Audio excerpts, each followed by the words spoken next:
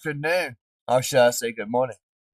Uh, But anyways, it is 4:41 a.m. here on the East Coast. It is beautiful 59 degrees outside, and we have a banana moon. But anyways, uh,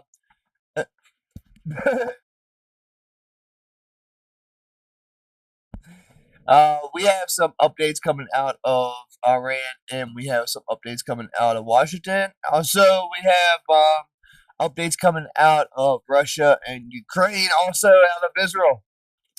So we're going to have a little bit of a show this morning. Um, we got like maybe 2 to 3 hours show for you this morning. It's going to be going down. That's what's happening right now. But anyway, I hope y'all like the show for today. We had some great subscribers last night, and we had some great viewers last night. It was amazing having all y'all there. It was awesome. We had like 400 viewers last night. It was awesome. It was nice. I looked back and seen that, and literally almost fell off my chair. I've been sitting here all night just grinding on my channels for real.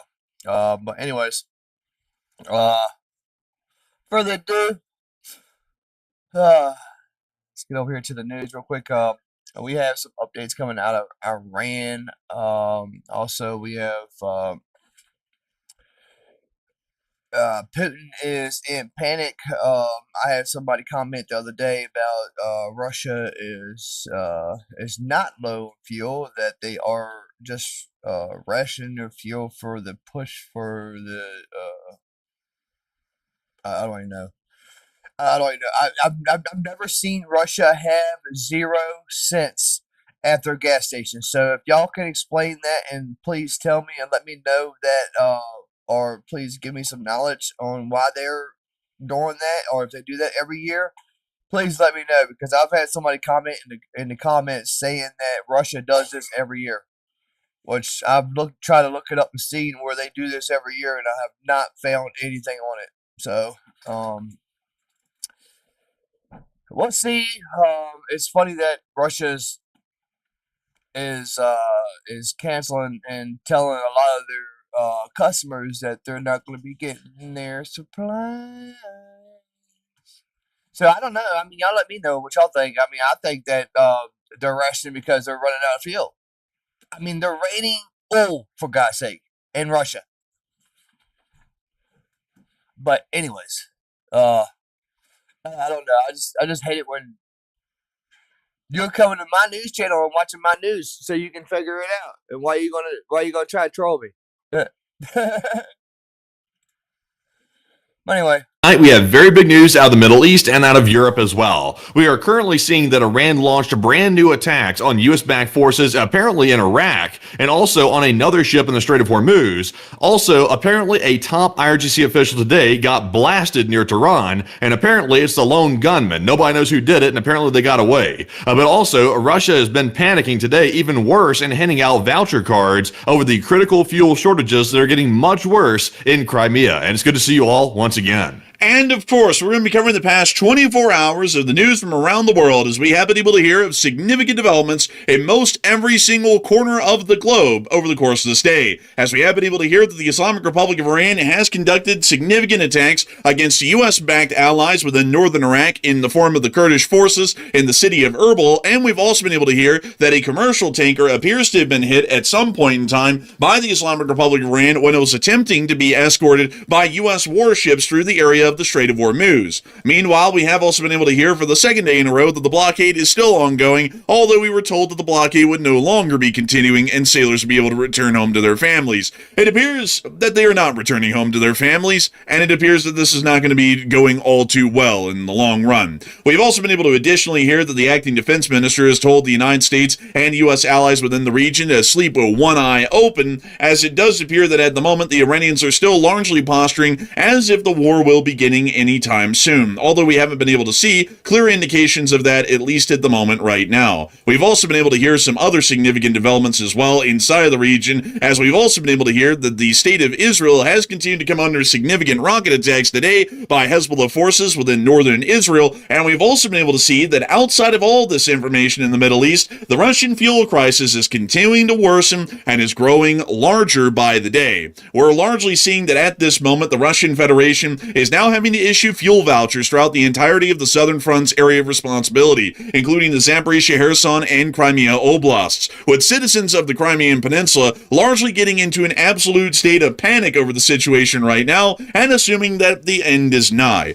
Romanian investigators have also concluded that the drone that was used in the Galati attack was that of a Garan 2 of Russian design. And we've also been able to see that the Ukrainian armed forces have been inflicting significant losses onto the Russian Federation's armed forces today and stopping generally all advances over this direction in the past 24 hours. Ukrainian drone attacks have also caused major damage in the Russian rear line areas as well, and we are seeing that a major fire has broken out near to the smaller town of Lazarevo within the area of the Kirov Oblast, which I was about to call the Ronin Oblast for no reason. But nevertheless, we have a humongous amount of news, and we're going to be covering all of these stories, starting with our largest stories first, and then moving our way on down into the smaller stories throughout the night. But I do have to point out... Yes, I see you know you're turned up well. Good one, sir. Am I coming through loud and clear at this point? I saw the enforcer turn me up a little bit, so hopefully I'm coming through loud and clear right now. As a test of that, by the way, I'll take over this small segment right here to test out the volume. We do have a fundraiser running tonight, folks. It is Sunday, of course, and we have Nova Ukraine running tonight, actually, which is one of them that we flip around from time to time. Sometimes we'll run Razom, sometimes we'll run Nova. Both of them are really good fundraisers, and tonight it is Nova Ukraine.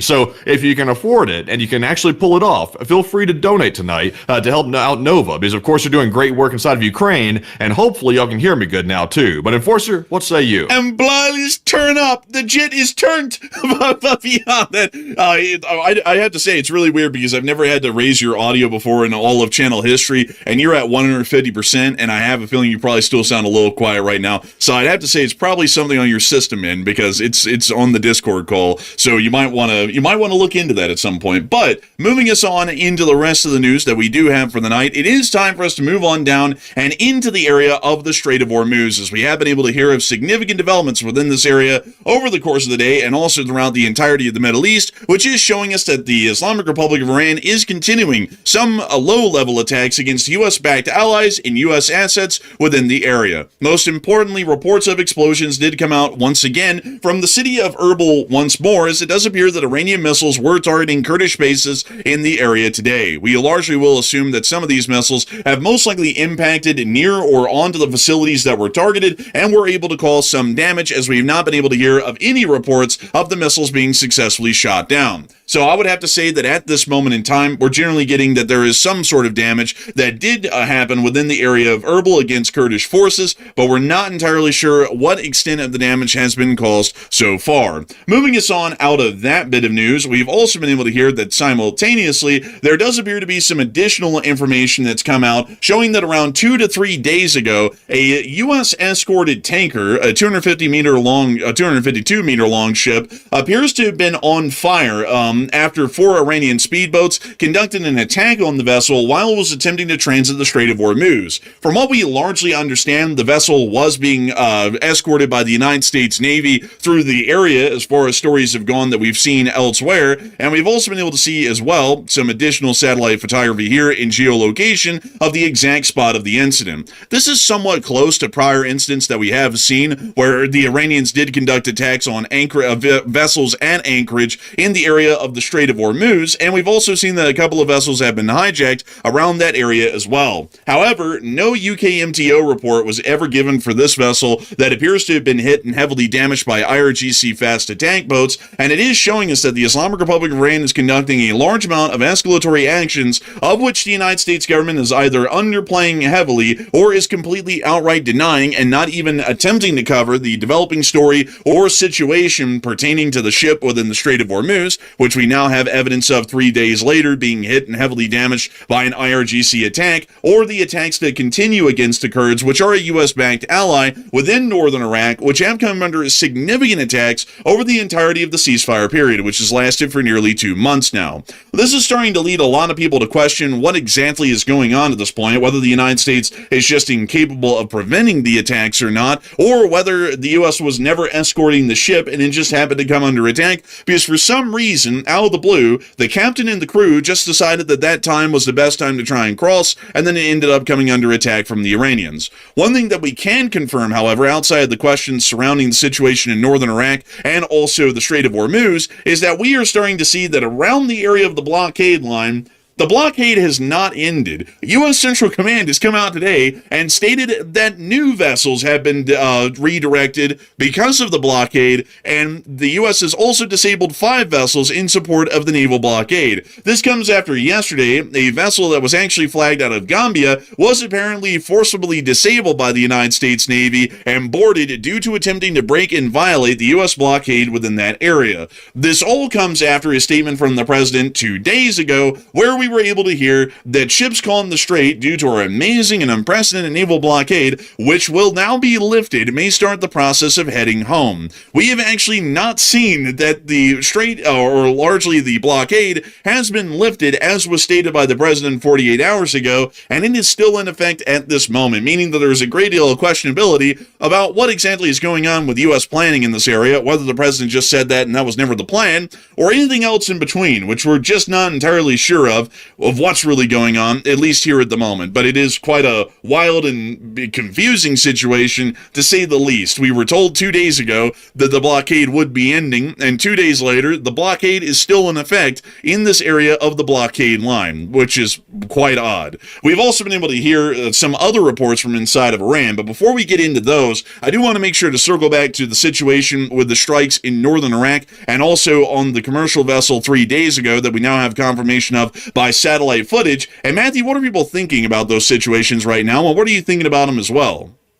Okay, so that was a pretty big revelation that came out today, that apparently about 48 hours ago, Iran sent out their fast attack boats and also apparently struck one of these commercial tankers in the Strait of Hormuz using either drones or missiles, one or the other. And we did see the satellite proof that Iran was engaging a commercial vessel that was allegedly being escorted by the U.S. Navy in the Strait. And what are your thoughts about that? It seems like a strange thing to happen if it is being escorted. 62% said the U.S. cannot prevent these style of attacks by Iran. 28% said the U.S. likely was not escorting the ship, and it's probably false. And 2% said it was probably just an error, and maybe somebody got confused.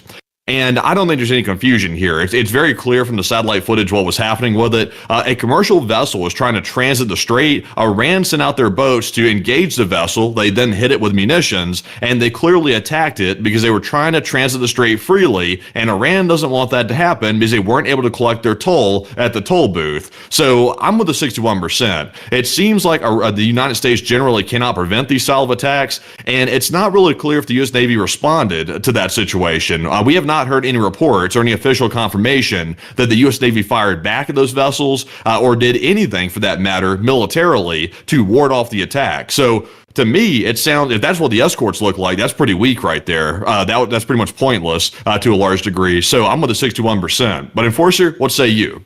I would have to say that at the moment, I would generally be with the 61% as well, in that the U.S. cannot prevent the attacks at the moment, because the amount of threats that exist within the Strait of Hormuz is too great for a U.S. Escort to be successful. Like I've stated on the channel an endless amount of times, whether some people want to hear this or not, the situation in the Strait of Hormuz requires a specific checklist sort of an approach of what we have to achieve for a ship to pass through even under escort.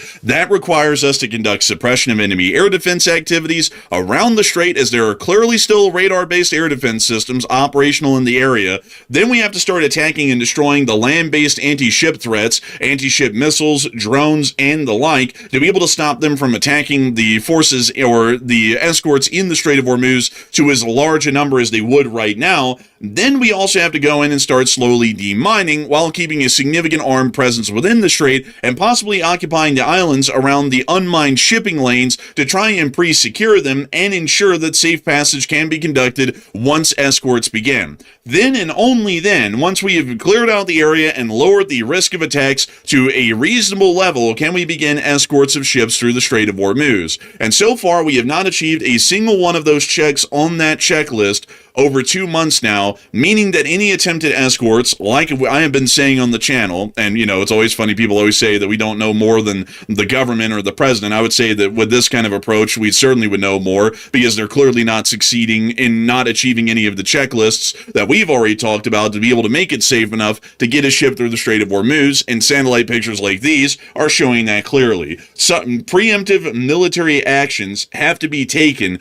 before an escort can be commenced safely through the strait, where they're either not running headlong into Maham 3 and Maham 7 mines in the minefield, or they're sailing directly into the middle of an Iranian anti-ship gauntlet between Qashem and Larak Island, or just a little south of it. Anything less than this will result in failure like we've seen right now. And so I would have to say that I'm clearly with the 62% for that reason. We've also been able to see that the Iranians are attempting to increase their available firepower over the past several weeks, as more satellite footage is coming out showing that right now, 50 of the 69 tunnel entrances that were bombed out by the United States during the conflict have been excavated, and it does appear that Iran is still conducting missile launches, even with reduced production capacity, if launch crews and launchers remain operational. This missile base that was satellite photographed in Dezful, Iran, 4 of the 5 entrances to the underground facility could be seen reopened. And much like I've been telling people for a while, and I hate to say, folks, that much like we've been telling people, but it is dead on the nail, this is exactly what we've been saying to folks, bombing the entrance of a tunnel does not destroy the tunnel. If you hit the front door of a house with a battering ram, the whole house doesn't come crumbling down to its foundations. And a tunnel works the exact same way. The entrance is just the door to the house. You can end up destroying or heavily damaging the door, and the rest of the house can still remain intact. Right now, there are hundreds of missiles, thousands of missiles as a matter of fact, that are sitting inside of these tunnels, largely intact, and the only thing that the United States was capable of hitting and destroying were these tunnel entrances into the tunnel. Once the Iranians were able to clear their way back in, they were able to access all of the munitions that they were prior not able to access because of the successful U.S. airstrikes that had blocked the entrance. The only thing that we can do with these sorts of tunnels, as far as our strategic outlook, is deny the Iranians access to the inner tunnel areas, meaning that we can deny them the ability to use the missiles in the tunnel, but there's no way that hitting the tunnel directly is going to destroy anything inside, meaning that to keep these inoperable for the Iranians, we have to continue a continuous air campaign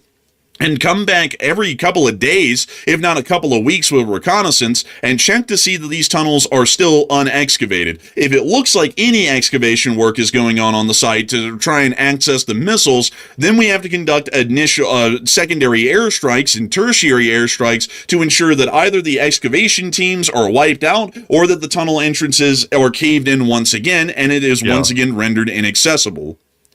It is really remarkable, though. It apparently took Iran just about a month, or just slightly over a month, to pretty much dig out, about 80% of their tunnel networks going down to these underground missile cities. It didn't take them very long at all to get back in. It's kind of faster than I thought they were going to take to get back in. But I think the U.S. assessment was it would take them about a year to get back down into these places, which that was extremely wrong, to say the least. It only took them a fraction of the time to get back into these missile cities. So they're saying here in the post, based on information from a mainstream outlet, that 50 of the 69 tunnel entrances are apparently excavated and they're underway with repairs. So, it sounds like they got most of their missile capability back at their disposal pretty quick.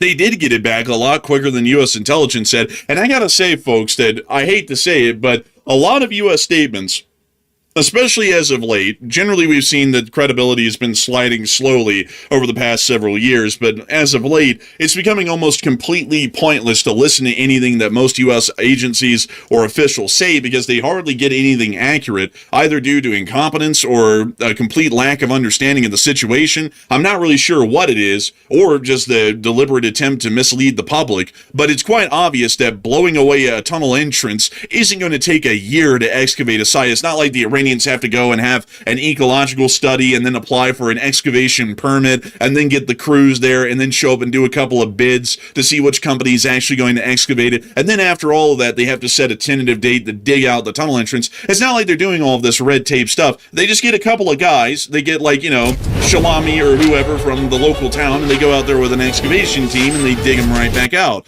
So it's a little bit stupid and pointless to make it sound like this is not going to be a smaller town of, like U.S. intelligence said. And we would have to keep up continuous air campaigns, which is a humongous blunder that we've just made, is that we've been in a ceasefire for 2 months, which hasn't allowed for a continuous air campaign, because we're basically allowing the Iranians in real time to restore all of their missile and long-range attack capabilities against the United States and our allies once the war inevitably resumes, as there is no other option but the resumption of war at this point right now. We've also been able to hear that according to the acting chief of defense, or I believe the minister of defense, this guy right here, gotta say, he kind of reminds me of like a middle school science teacher. I don't know what it is about him, but he said that new surprises are on the way, and I'm assuming it's not birthday cake. I think it's something militaristic, but once again, the Iranians have made a decent amount of threats like this over the past several months for the larger part, and we haven't really seen them follow through on them much, so we're not really sure if the statement was made for the benefit of the Iranian public to save face and make the Iranians look like they're about to do something, when in reality, they're still just trying to wait out the U.S. economically on the blockade and see that the pressure builds to where eventually the United States will just accept most of their demands, or all of them, or they might actually be planning on conducting direct militant actions, not just against U.S.-backed allies in the region in a vessel that was being escorted by the U.S. Navy in the Strait, but possibly resuming significant large-scale attacks against all of our allies within the Middle Eastern sphere of influence, including the Gulf states, Israel, and others. We've also been able to hear additionally that within the area of the city of Tehran, there have been some very interesting developments today. For one, we did get to hear that earlier in the day, some sources, including Iran International, started to state that the Iranian president Masoud Pezeshkian had requested to step down from his position. According to Iran International, and by the way, folks, we're about, if you already know that the story is had some refutes to it by the Iranians, don't worry, we're about to be getting to that. But according to the Iran International, an informed source told Iran International that Masoud Pezeshkian, the president of Iran, has requested to step down from his position by sending an official letter to the office of Mujtaba Khamenei, the leader of the Islamic Republic. According to information received by Iran International, Pezeshkian warned in his letter, which was sent in the past few hours in an unprecedented and critical tone, that the structure of the country's administration has effectively deviated from official channels, and that the main pillars of governance have come under the complete control of a specific faction of IRGC commanders. However, we then heard from the IRGC, and make that important note, IRGC-owned Tasnim News. They have denied that Pezeshkian ever sent a resignation letter. At the moment, we're not entirely sure which is true. Once again, we do have to say that there's a lot of misinformation that has been going around on the Iran war, and it appears that both sides have a different story. The IRGC is claiming that no resignation letter was ever sent to Mujtaba Khamenei or anyone else in the Iranian government. Iran International is stating that the letter was sent, and Pezeshkian was stating that a significant jingoist militia group or jingoist group in the IRGC was largely trying to run the country single-handedly and continue them down the path of war due to their radical ideology. I would have to be honest with y'all, I'm generally taking more so the story of the IRGC that Masoud Pezeshkian didn't send in the letter, because to make this a little bit clear for everybody, to be in the Islamic Republic of Iran's government, you have to be a radicalized ideologue to be in the government. There really isn't such a thing as this little radical faction, a part of the radical group. That's like saying the Soviet Union and the Chinese Communist Party aren't radical communists. It's just this little hardliner group in there that's communist, but the rest of them are basically capitalists. Yeah, I think that's a silly argument. Why I see people making that argument that, oh, look, it's just these little small group of hardliners inside of Iran, inside of their government that really want to push this thing forward. It's like, yeah, I mean, of course, in every system of governance, there's going to be people that are more radical than the other ones. But generally, though, everybody's of the same cloth to a large degree. They're not in that system without sharing some of the values of the other people within the system. So they're not completely different. Like the president of Iran is not like this, free-thinking democratic saint. He's not that way. This whole story that they're trying to create like this rift between the IRGC and the other part of the government, that's bogus. They're playing good cop, bad cop. That's what they're doing. It's a strategy to try to negotiate. That's what they're up to. So they all want one thing. They all chant death to America. They all say death to Israel. And that's the common thread right there. Everything else is just noise. And also, it's like, if this guy was actually resigning, then let's just wait for the resignation letter. What's with this, like,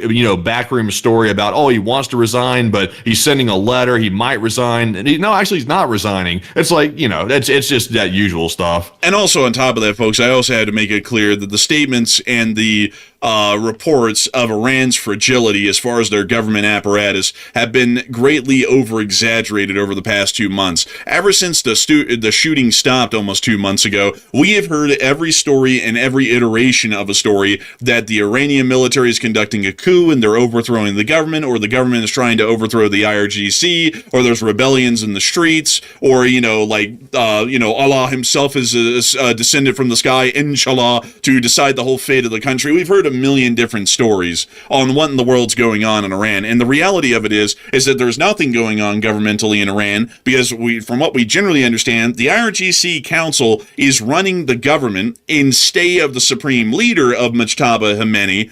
And so the IRGC Council now holds the position of the supreme leader, and much like it was in the pre-war period, the president of Iran and other quote-unquote elected officials are only figureheads for the semblance of a democratic governmental system. They didn't have any actual power before the war. It's not like Pezeshkian is whining and moaning about losing power now, because he never had any power before, and we already knew that because Ali Khamenei was the one calling all of the shots, and Pezeshkian was just basically there to make it look a little bit more legitimate. And then also his friend before him, the former president that got slammed in the side of a mountain in a helicopter up in northern Iran, he was also just there to give it an air of legitimacy. The government in Iran, the parliament and the presidential office, only exist as a figurehead form of a government. All the decisions are made by whoever's a step above them, which would be Ali Khamenei before the war, and the IRGC Council, or Mujtaba, at this moment right now, which is highly likely the IRGC Council. So moving us on out of that little bit of news on that development,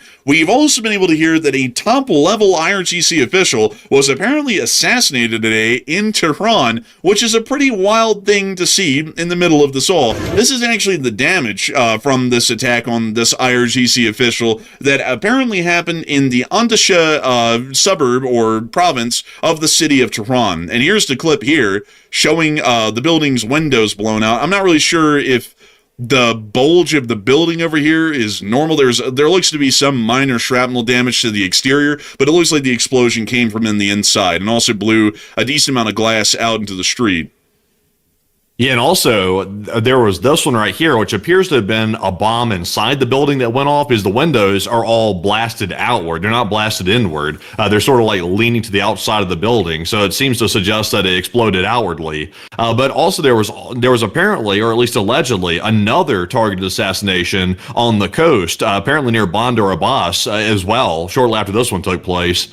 I actually don't believe I have that one, but we did get to hear, and let me make sure here really quickly. Yeah, this one's still about the one in Andasha. I actually don't have that one on the map at the moment, but the targeted individual was supposedly, at least in the Iran attack, Vahid Haqqan, if I'm pronouncing the name correctly. I was about to say the F letter on the front of that one, and that would have come out totally different. Who was responsible for importing satellite dishes for IRIB, as well as managing contracts between the IRBE and the IRGC's Khatam al-Anbiya. So it does appear that at the moment this appears to have been an assassination most likely conducted by the Mossad, because the CIA, to be honest with y'all folks, doesn't really care as much about what people say, like especially in that regard, or people who are helping others to continue to say things. Other than the Mossad, the CIA doesn't care this much about the stuff. The Mossad will go out of their way to try and blow up anyone in the Middle East who's saying things that might be considered harmful to the state of Israel. So this sounds to me like Mossad agents were on the ground, apparently conducting this attempted assassination in Tehran, as it seems to fit the description of most prior attacks that we've seen in the Middle East over the prior years that were conducted by Mossad against similar such people, either in Lebanon or the Gaza Strip. So fairly likely that was the group behind the attack. All although, once again, we don't know for sure. It's just that there's a lot of telltale signs there that it probably was. Outside of that, though, a lot of people are talking about these assassination attempts, especially the one that we were just covering. And Matthew, what are people thinking about this Conducted right by now? Mossad. And I would have to be honest with you, Matthew. I'm actually a little bit blindsided by this because I didn't know the poll was about this assassination and who everyone thinks is behind it. But it looks like everyone's thinking the same thing I am. So what is everyone thinking about this, and what are you thinking about it as well? Okay, so we did see, and we have the video evidence to back this up, there was a targeted assassination that was carried out just outside of Tehran on an IRGC operative, allegedly. So who do you think was behind it? It looks like 62% said Israel was behind it, while 20% said the U.S. was behind it, and 12% said it sounds like a joint operation.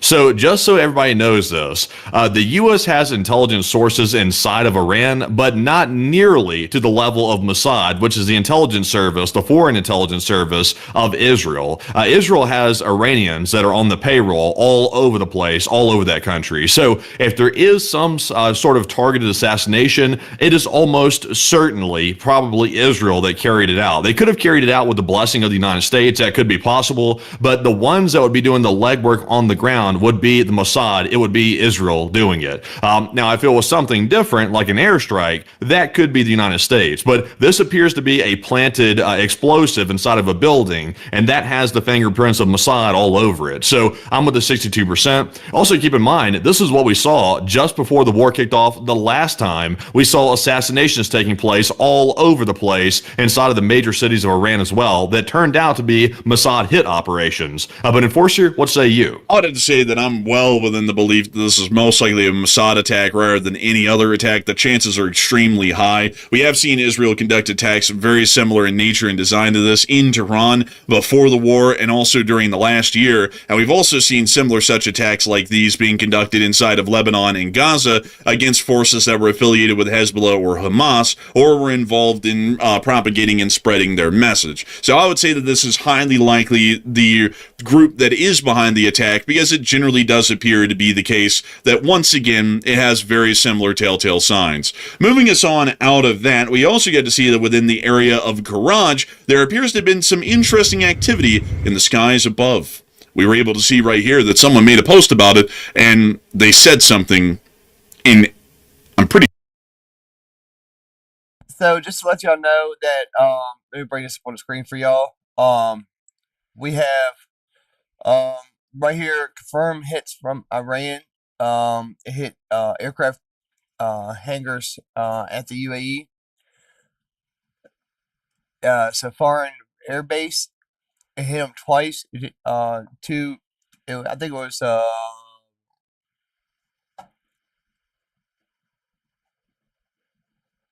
okay. So it was drones that impacted the air base in the UAE.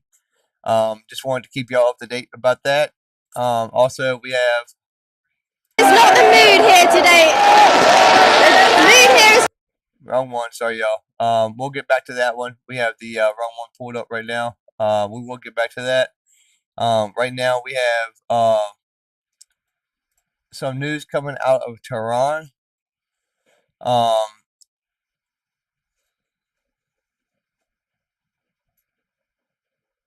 U.S. and Iran exchanged strikes amid fragile ceasefire as negotiation to end the war stalls.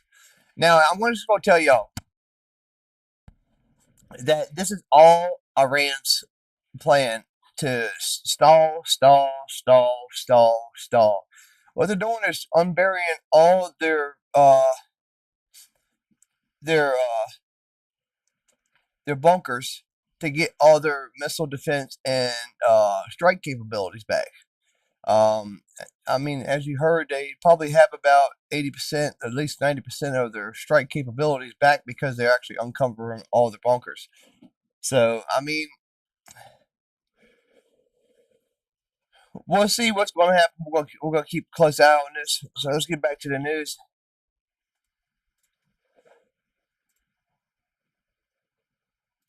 One second, y'all. We'll get y'all back here in just one sec.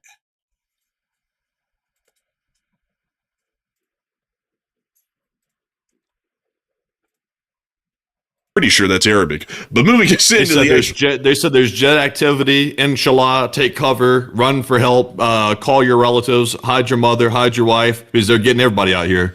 Man, honestly, man, you don't have to come and confess. We're going to find you. Man, but anyways, here's the clip.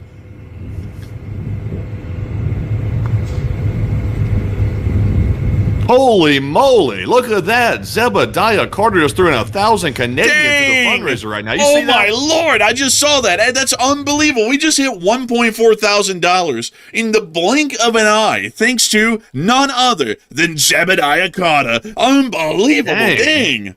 In the middle That's of wild this, right there. Yeah, we're just about 65% to the way to the goal right now. It's fantastic. We're literally with just that single donation from Zebediah right there. I got to say, folks, it's absolutely insane right there. Such an eventful donation in the middle of this most uneventful clip. The juxtaposition of it, like, it's unbelievable. A huge shout out to you, by the way. That is an incredibly humongous donation right there, and it's gotten us well on the way to getting towards the fundraiser goal. We also have this other clip right here, also showing the night sky once again. A lot of stargazers in Iran. And we also got this one last clip here, and oh my goodness. Oh my God, it's an aircraft. Whoa. There it is. It's an aircraft. Look at that. It's moving around right there. I think it might be out of range of possibly air defense fire. Damn. That's unfortunate for the Iranians. Very fortunate for our side. But it does appear that there is some jet activity going on up there in the skies over Iran, more so Tehran at the moment right now. And we'll be keeping an eye on what that generally turns into here in the future. But moving us on out of the whole situation inside of Iran, we've also been able to hear, moving us on over and into Israel, that Israel did come under some rocket attacks today near to Kiryat Shimona, within the very northern area of the country. And we also got to see that near to the Sea of Galilee, there were also some strikes as well around Tiberias, which is a very Roman name if I've ever heard it. As a matter of fact, it's so Roman, I'm interested in what this town even looks like. Looks Greek to me. I don't know. It doesn't look Roman, though.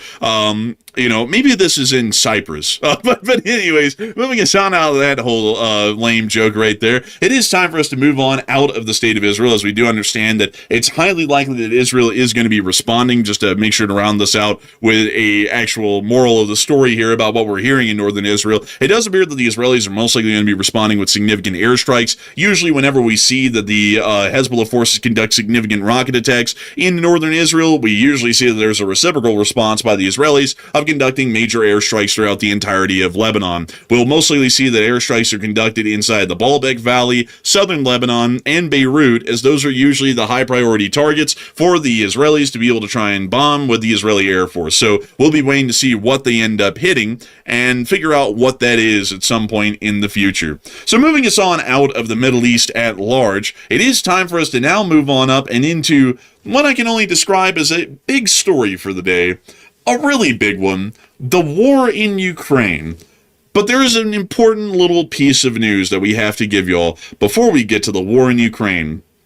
It appears that from what we can tell, the actual investigation, as in whose drone blew up on an apartment building in Galati, because clearly it wasn't obvious that it was Russia yet, so we had to do a full investigation to find out, has apparently been concluded, as we've seen a lot of pictures come out now of the debris and fragments of this drone, and it appears, folks, that I, with my little eye, was able to identify the exact drone off the bat when it hit the building just minutes afterwards, and it took the Romanians apparently an entire week to be able to figure this one out. So let's take a look at what we got, and let's see what they say.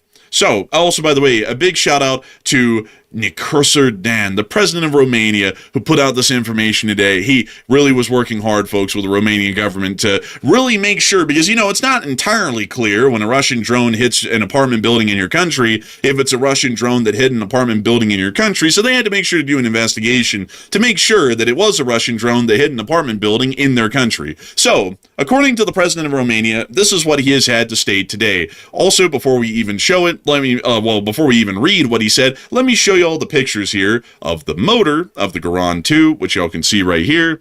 Also, let me show y'all a part of the wing profile where you can quite literally see written into the carbon fiber skin of the drone, it says Garan 2 right there. And we also were able to see additionally other component pieces and parts that were manufactured and assembled in Russia. Clearly, that's Cyrillic. That's also what appears to be a Russian date stamp as well.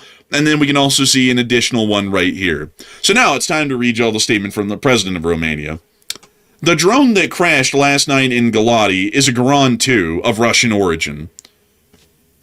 This is unequivocal. This is the unequivocal conclusion of the technical report finalized by Romanian state specialists. The investigation established this based on a substantial body of technical evidence. On the recovered fragments, the inscription in Cyrillic characters Garan 2 was identified, and the electronic components, navigation systems, control modules, engine, and structural elements analyzed show similarities up to and including identity with those of other Garan 2 drones recovered previously on Romanian territory and definitively identified as manufactured in the Russian Federation. The report also shows that the manufacturing markings, technical inscriptions, structural characteristics, and materials used following the same technological process found in Garan 2 drones analyzed in recent years. Physicochemical analyses have confirmed the presence of the same types of materials and fuels repeatedly identified in devices from this series. Based on all these elements, the investigation unequivocally concludes that the fragments recovered in Galati come from a Garan 2 drone of Russian origin. The fact that such a device struck a residential building in Romania, causing injuries and material damage, is of particular gravity, and the sole responsible party is Russia. The safety of Romanian citizens and the integrity of national territory are fundamental obligations of the Romanian state and will be defended with the utmost firmness. The results of this investigation will be communicated to our allies and to the competent structures within NATO and the European Union. Romania will continue to act together with its partners to strengthen security at the alliance's eastern border and to protect its citizens. Romania will not ignore or downplay any incident that endangers the lives of its citizens, national security, or the sovereignty of the Romanian state. So, oh yeah, I'm sure that they definitely won't downplay this or ignore it by any means. That's probably why they haven't invoked Article 4 to have a conference with the NATO allies, is because they're not downplaying this whatsoever. They're very serious about this, by the way. That's also why they didn't shoot the drone down when it entered their airspace initially either. Now, also, it's like at this point, now that Romania has concluded their investigation and they have the proof, it's like, you know, Putin was just out on the public airwaves yesterday saying that, oh, well, we don't really know if it's a Russian drone or not. It could be anything. It could be Ukrainian drone. It's like, okay, well, now there's proof that it is definitely Russian. We already knew that, by the way, the day of the attack, but now they've proven it through the investigation. So what is Putin going to say about this now? I would imagine he probably won't say anything from this point forward. Well, you know what you'll probably say, you know, these things happen from time to time, especially with countries that don't like us. You know, you might actually just start repeating what the Russian ambassador in Romania said to Romania on the last incident of this type, or what Medvedev said, possibly, or they'll just continue to deny that it's Russian, and they'll say that somehow Ukraine electronically warfared a Garan to the ground, grabbed it, and then reverse engineered it and produced their own to be able to fabricate the whole incident as a false flag, because we all know that would be far easier and far more realistic than a Russian drone in the midst of a major ongoing attack flying across the border and then blowing up in Romania. So, you know, that's probably another story that the Russians come out with here in the near future. But I also got to say that for the president of Romania to conclude with some statements that sound pretty good, I've got to say that these amount to nothing more than political puffery and sales talk. There has been no action so far by the Republic of Romania that have even come close to the actions of other NATO states that have dealt with far less of a major incident as this. Estonia and Poland have declared Article 4 conventions several times in the past, each just because the drones flew into their country, or a Russian jet flew through their airspace for 2 minutes, or a Russian border guard, in his idiocy or deliberate act, walked across the border into Estonia, stayed there for a couple of minutes, and then walked back. All of those individual instances, which when you look at them compared to what happened in Galati, were insignificant in scale, had Article 4 conventions called for each and every one of them to have everyone talk about it at Brussels on what might be done next if such a thing happens or if it escalates. A bomb blew up on an apartment building, a Russian bomb in Galati, almost killing a couple of Romanians, and the Romanian government's response is to do nothing rather than put out some political feel-good statements. And not just that, should I add, it was a 14-year-old child that got hurt. I'm not for sure how his conditions are now or anything like that because, well, it's Romania. But there was a 14-year-old child that was involved with this. Now, if they don't call for a country to call for Article 4 to actually come and actually have a meeting with the charter, then something's wrong. Or is there a bigger picture behind closed doors? Is there something else going on that we don't see that they're getting ready for? I mean, Russia did just have one of its largest nuclear tests ever done. So, I mean, y'all take that with a grain of sand because I don't think Russia is that stupid to use nuclear weapons. But if they do, they'll probably end up using tactical nuclear weapons, which is just as bad. So, I mean, I'm not saying that's a good thing. I'm saying that it'd be terrible if they did that. The fighting just needs to stop. I mean, I think they lost almost 2 million soldiers. It might be more, man. It might be more now. Last time I looked, it was like a 1,100,000. So, and that was a while back. So I'm not for sure, but exactly what it is now. But I know just a few weeks ago it was well over 1 million, just on Russia's side. So, and they're losing 70 to 100,000 soldiers a week, which is insane. That's crazy. That's crazy if you think about it. You know, but let's get back to the news. At the national level, which I'd have to say is one of the weakest responses that I've ever seen so far, and not only that, to one of the most significant escalations that we've ever seen. Those Romanian citizens were literally feet away from getting killed. If that drone had gone anywhere just 2 feet or to the left or the right of where it blew up, it would have blown up. And another thing about the Russian fuel shortage, I've never seen Russia not have fuel at stores. So I'm not for sure about where that came from or anything like that. I've been researching, trying to see if Russia actually does rations every year, but they don't.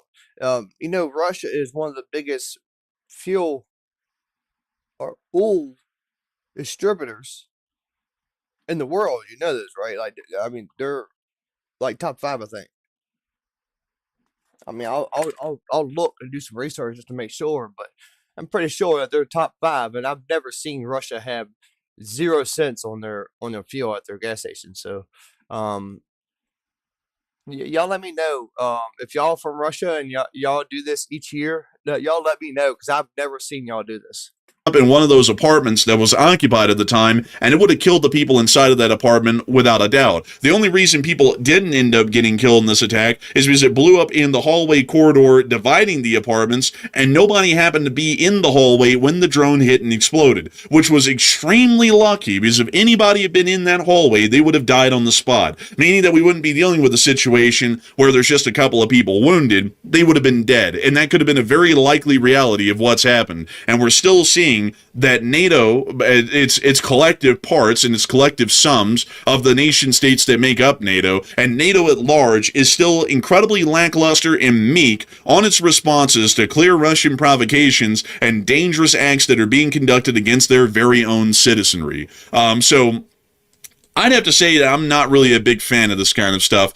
I'm not a big fan, like, I gotta say, folks, I'm not a big fan of the United States showing weakness against the Russians, but I'm also not a fan of the NATO alliance collectively showing weakness against the Russians either, whether it be in American action or not. These sorts of instances by frontier states like Romania are ones that are going to entice Russia into forcing us into an armed conflict with them eventually, because something's going to end up becoming bad enough that we can't ignore it and we can't just pretend to do nothing about it like we're seeing Romania do right now. These frontier states are in a particularly important position. They have to respond significantly to any attack or any possible attack that the Russian Federation is conducting against them. If they do not, considering that they are the countries that will always be coming under target until a conventional war begins in full, they are only giving the Russians more breadth and leeway to conduct more actions of this type or to become more careless and incompetent in their activities around Ukraine, to where attacks like these could continue and NATO citizens in a NATO state could end up getting killed in a future attack. And what do we do then? Where do we go from there? Do we say that those NATO citizens died and that's just what it is, and the Russians now have carte blanche to blow up any people that they want throughout Europe and will just generally ignore it? Where do we go from there? There has to be some form of a response to this to show the Russians that we will be ready for war if such a thing ever happens again. And so maybe they don't want to attack things inside of Ukraine that are directly along the border of a NATO state, because that might lead to unforeseen consequences for the Russian Federation that I have a feeling in reality they largely wish to avoid until the time of their choosing. We shouldn't be seeing that NATO citizens have to stay awake at night in constant fear in the border states, concerned that a Russian drone could blow them up and kill them in their sleep before they even get a chance to know what's going on. It's an outrageous sort of a concept, and not only that, it's a ridiculous sort of an idea to think that a nation does not owe it as an obligation to its citizens to protect them to the fullest extent and measures required, and to make any responses and statements to make it clear that the harm or death of their citizens is a red line that will never be crossed. Otherwise, God forbid, whatever is going to be happening to the Russians will certainly be worse. That's what I would have to say is my 2 cents. But moving us on out of that drone investigation, it is time for us to finally start getting on and into the major news from inside of Ukraine, because we have been able to see a lot of major developments in this area of the world today, without a shadow of a doubt. In the meantime, however, we did get to see that the fundraiser is already sitting at $1.8 thousand raised in 50 minutes, which is unbelievable. That's very nice. Look at that. Very nice. I think that's about 75% of the way to the goal. If I do that if I can do that math in my head right there, that is very impressive to see that. It's only about 700 smackaroos away from hitting the goal right now. It's very quick progress. Yeah, I would have to say that is unbelievable progress. Absolutely incredible. And I got to say, a humongous shout out to everybody who's been supporting this fundraiser tonight, because y'all have been getting this thing on towards the goal at lightning speed. It's a very fast growing fundraiser tonight. And I got to say that it's an unbelievable and amazing to know that the Leaf Spring Army is continuing to soldier on and continuing to massively support these fundraisers so far into the coverage that we've been conducting here on the channel. We've been running this show for over 4 years at this point. That is around, if I believe I'm getting the number right, a little bit over 200 weeks, meaning that we've run about 200 fundraisers here on this channel over the history of its entire existence and continuous news coverage. And over the entirety of the channel's history, a single fundraiser has never missed the goal. And it's a huge testament and a fact of the incredible veracity of the Leaf Spring Army and the humongous hearts they all have in y'all's continued support of the people that we cover around the world, whether they be U.S. forces inside the Middle East, whether they be firefighters in L.A., or whether they be the Ukrainian nonprofits that we've supported for years. Y'all help to actually make a bit of a difference in all of those stories that we cover, and hopefully see that the situations that we cover are not as bad as they could have been if no one was supporting at all. So before we get on into the rest of our news, especially the huge news that came out of Ukraine today, which make sure to stick around, folks, because tonight is very big and good news for the war in Ukraine, and also on top of that, we have some absolutely hilarious clips that have come out as well today that we'll have to show y'all. But before we get into all that, Matthew, who are the top donors of this fundraiser so far tonight? Okay, and also, by the way, before we get into that, by the way, I just want to point something out. I'm not sure if people have seen this or not, but we have an Iranian bot in the chat who's actually from Iran, who's in the chat right now. And I was noticing he was saying some things that seemed to be a little bit strangely in support of the Iranians, but he's pretending like he wasn't. I simply asked him one question. I said, would you denounce Mujtaba Khomeini? And he said, I don't know the guy. I was like, okay, that tells me everything I need to know right there. That's one way. If you want to determine if somebody's a bot or not, simply ask them to denounce Mujtaba, because because they won't do it because they know that puts their life in jeopardy if they do something like that. The Iranian regime will come after them if they were to do something like that. Also, their boss probably wouldn't like that either for the most part. So, that's pretty interesting right there, I will say. Also, by the way, this guy is apparently under a misunderstanding. We do not support the Iranians under any circumstance. I hope the Iranian regime that you apparently support comes crashing down sooner than later because, they butchered 40,000 of their own people, and that's what you're supporting. You're supporting the butchering of 40,000 innocent people. So keep supporting your guy, but eventually the U.S. will come around and justice will be served. But moving on to our top donors so far, we had a 1,000 from none other than Zebediah Carter, and a huge shout out to Zebediah for that massive single donation of the night right there. And we do appreciate that, and I know that Nova Ukraine appreciates that as well. We also had a 100 from none other than Hal Rose, and a huge shout out to Hal as well, and a 100 from Marcus W86, as well as a 75 from Old Warrior Fella, a 50 from Greg Carrier, and a 50 from Ryan Guy SR. And a huge shout out to all of our top donors thus far for helping us to reach over 70% of the way to the goal right now. Very nice to see. And Enforcer, what say you? And I gotta say a humongous shout out to each and every single person, including those top donors, and especially Zebediah Carter, for y'all's amazing support over the course of the fundraiser at this point right now, about an hour in. Y'all have done unbelievable work tonight on getting this thing to where it is, and we are going to be very close to hitting the fundraiser goal, probably within, I would assume, the next 30 minutes, most likely, with how fast this thing has been moving. Now, I've got to say that it's an honor and an absolute privilege to know that we get to run a show with so many amazing and kind-hearted people watching, because y'all help to support these fundraisers and actually make a difference on the news that we cover. Some channels cover the news, they make their pay, and that's the end of the day. This is one of the few channels that every single week, one day out of our 6-day streaming week, we all run and operate the fundraiser to be able to see that it gets to where it is and it's able to try and help out the folks that we're covering the news on. I don't really know of many other channels that do that. As a matter of fact, I don't think I know of any at the moment right now. And I've got to say that it's an amazing thing to know that the Lee Spring Army has continued the momentum and the zeal for these fundraisers for over 4 years and will continue them most likely until the very last days of this channel, which when that will happen, whoever knows. But beyond that, a humongous thanks to every single one of y'all, the folks we were able to shout out and the folks we weren't able to shout out once again. And with that in mind, before we get into this news, let's get 3 questions from the chat. So Matthew, what do we got?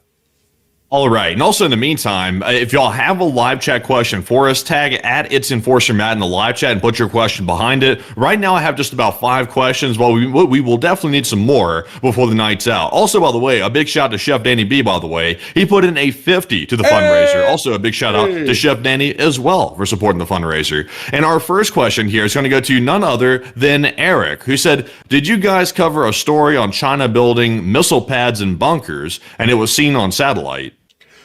I don't believe we have that story up in the rotation tonight. Generally, we don't cover a lot of the developments that come out of China because they're fairly low-key, and generally the developments happen over such a slow span because most of it's just defense construction and projects and such things like that, that it's really hard to give them any momentum to cover, like daily news of an armed conflict that's unfolding or diplomatic developments inside the Middle East. So generally, we didn't have that in our news coverage tonight, but it's not unexpected or unheard of. From what I already know, the Chinese have slowly been working over the past few years on implementing a new limited deterrence doctrine rather than the nuclear doctrine that they've had of the past, which is entirely defensive, meaning that they would never justify the use of nuclear weapons unless if there was a pure existential threat to the People's Republic of China and the nation was quite literally collapsing, and then they'd be used. Now they're starting to extend it to limited deterrence, which includes some more lax terms, kind of along the lines of what we have, which is full-blown nuclear deterrence, to where if U.S. interests are even threatened and it appears to be an existential threat, then nuclear weapons could be used. But China's starting to move towards, if there's any sort of an existential threat that exists within anywhere around their waters and whatnot, they could use tactical nuclear weapons, which is starting to move on closer to the normal deterrence that countries like the Russian Federation and the United States have. But outside of that, I wouldn't be able to talk about that particular story because I don't think I heard about that much today, and I also don't have it in our news coverage for the day as well. So I hope that does address it the best I can. And with that, we're on to the second question of the segment.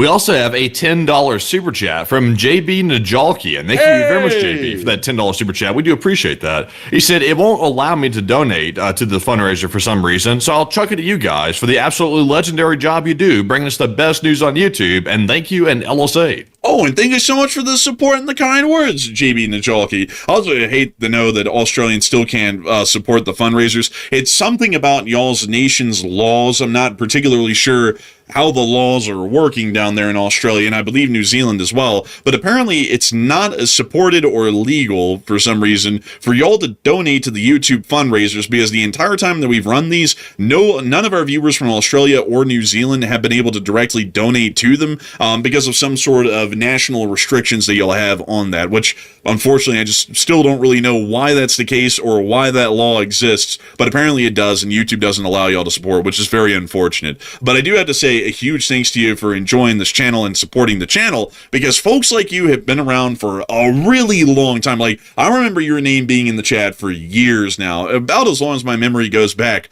on running the channel, which is basically back to its opening days. And I remember you being in the chat for an incredibly long period of that time. And I got to thank you for still being around and enjoying this channel and supporting it, because folks like you helped make this thing possible, even on a Sunday fundraiser night. And I thank you so much for enjoying us, bringing you the news each and every day, along with the millions of people who watch the Enforcer channel every single month. To actually tell you all, because I find this kind of stuff really interesting, at the end of this month, and y'all wouldn't believe this is actually considered a low viewership month these days, according to YouTube, compared to our average, but over the course of the entire month, we had 6.6 million people watch the show, which is absolutely insane. Normally these days, YouTube says that we get an average viewership somewhere in the ballpark of about 8 to 10 million a month. So this was a little bit below the normal, but I'd have to say, folks, that 6.5 million people watching in a month is still unbelievable, and we're absolutely honored to know that so many people have been enjoying the channel over the past few months, and we've been seeing viewership that we've never seen before in channel history. So a humongous thanks to you so much once again, JB Najalki, for being one of those folks and being with us for so long, and following the Lee Spring Army as it starts to rise into being a fairly large group, larger than I ever believed it would ever get. But with that, we are on to the last question of the segment, and then we're going to be getting on into the rest of the news that we have from the war in Ukraine. All right, so this one's going to go to none other than my lady, Lily, who said, what is the difference between a regular and a tactical nuclear weapon? That's a great question. So generally, it's the size of the nuclear explosive or the nuclear yield of the bomb, which is usually measured, I believe, in megatons, and it's also the delivery system as well. Generally, tactical nuclear weapons are either fired on a short-range ballistic missile, or they are dropped as a normal bomb would be. To show y'all one of these, let me show y'all a B-61, because this is the standard one that we have in the United States. But this is the general ubiquitous tactical nuclear weapon that we have in the United States of America these days. It's that bomb right there. And a lot of people would look at that and go, that looks very unassuming. And it is very unassuming. It doesn't have an incredibly large yield. It's a fairly small nuclear bomb, at least compared to the strategic ones. And also, it doesn't really have a long-range delivery system, like, say, launching this thing from the, Nebraska, and it's able to hit Vladivostok in about 30 minutes. This thing has to be flown in an aircraft or on an aircraft to the front. And then they do this thing called lobbing the shot for the larger part, which is where they open up the bomb bay, they start pulling up into a bit of a climb, and then they release the bomb in that climb, which basically lobs the bomb, kind of like you're throwing it with your arm, towards the target and allows it to get a greater range, meaning that the aircraft won't be on top of the bomb when it explodes, right underneath, and also it allows for the aircraft to not be subjected to anti-aircraft fire in the midst of trying to deploy and drop the bomb on enemy forces. The other one, generally at least in the U.S. arsenal, would be something like the Trident ICBM. And let me show you this one here, because this one's actually submarine fired, but this is one of our intercontinental ballistic missiles. All intercontinental ballistic missiles work the same. They have something called a MIRV on board, which is a multiple independent reentry vehicle system that's mounted to the top of the missile in the nose cone. What this thing is basically, it's basically a bomb rack. It's a circular disc that holds a whole bunch of of cone-shaped warheads, and these travel on the rocket into a suborbital trajectory. Once it gets to a certain point called the mid-course phase, or largely getting more towards the end of the mid-course and towards the terminal phase, which is where it gets close to impact, the MIRV actually independently moves and then starts to release the warheads so that way they can hit specific targets either in a localized area or over a broader area, meaning that one of these weapons can actually hit about, at least I think in normal practice, 5 to 7 different locations with the 5 to 7 warheads that each missile has on board. And the explosive size of the warheads on this missile versus the tactical nuclear bomb are far larger. The tactical nuclear bomb could take out a medium-sized to a small-sized city in a normal environment. A warhead on a usual ICBM can wipe out pretty much a large city in one go with one warhead, meaning that you could wipe out about 7 to 8 cities with a single one of these ICBMs. So that's really the giant difference between a tactical nuclear weapon and a strategic nuclear weapon, and usually a lot of people don't know about this. This is actually an interesting rabbit hole. I see a lot of people are getting really fascinated about this, like, wow, I didn't know any of this stuff. Yeah, that's actually the difference, and that's why there's actually an escalatory ladder even to using nuclear weapons. Because a lot of people in the public, they always think that nuclear weapons usage means that the whole world ends tomorrow as soon as one is used. Because everybody has the image that it's going to be these giant missiles that are the first thing to fly, and everyone's basically going to die within minutes. The reality of it is that the first nuclear weapon that's going to be used is going to be a small little bomb like this, getting dropped on some army group somewhere in Eastern Europe, and that would be the start of a nuclear war. But apparently we have breaking news coming out at this moment right at the end of our question segment. So Matthew, what do we got?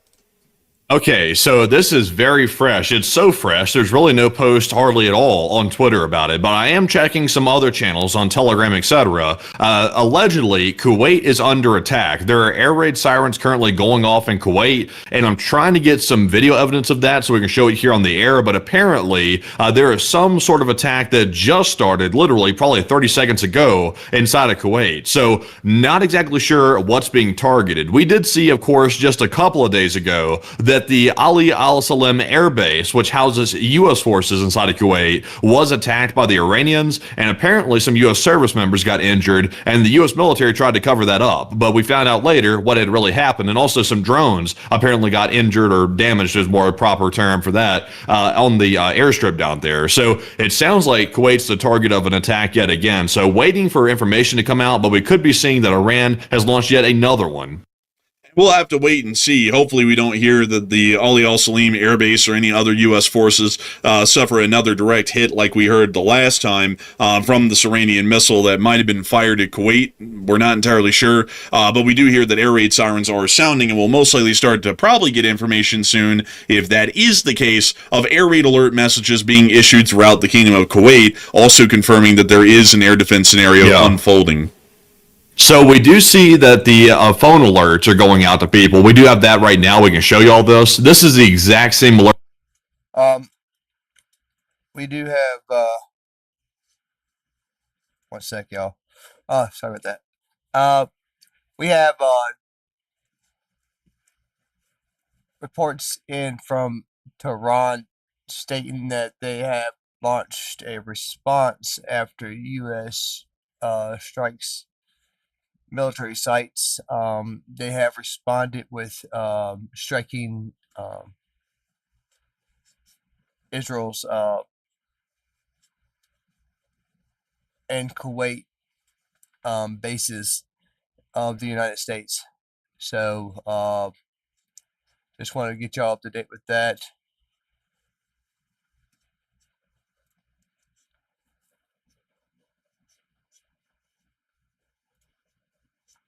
One sec, get y'all right back.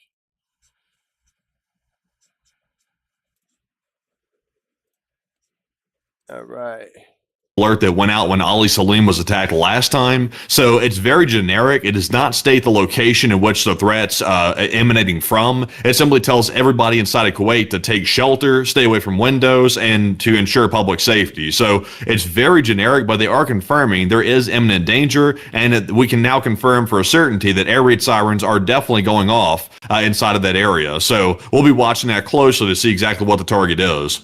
And we will have to definitely keep an eye on this one, folks. It sounds like a rapidly developing situation over Kuwait. And once again, we'll have to, like usual these days, kind of make some basic deductions and assumptions at some points to be able to try and fill in some informational gaps that may exist. But as we've seen in prior times, our general analysis has usually been more than 90% correct most of the time. So we'll be taking that as, decent assumptions if we have to make them during this developing story. But moving us on out of our question segment, and a big shout out to everyone who's thrown in a question tonight. Amazingly good questions. And also, folks, tonight is the Sunday night fundraiser. You do not have to throw in a super chat to have a question answered, because we basically have no super chats tonight. So if you want to, just address @It'sEnforcerMatt at the beginning of your question so that way Matthew can see it, and then ask your question, type it in after that, press enter in the live chat so that way Matthew can collect them and put them in the spreadsheet, so that way we can have a lot of good questions to answer later, because there's some great ones tonight, and I want to make sure that we have really good ones like that to answer once we get through with the rest of the Ukraine war news and the breaking news now unfolding right now.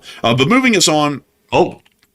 We have some more breaking news actually right now. So the Kuwait Army has just posted, as of 30 seconds ago, a notice right here. They've given some details, very vague details, I will admit.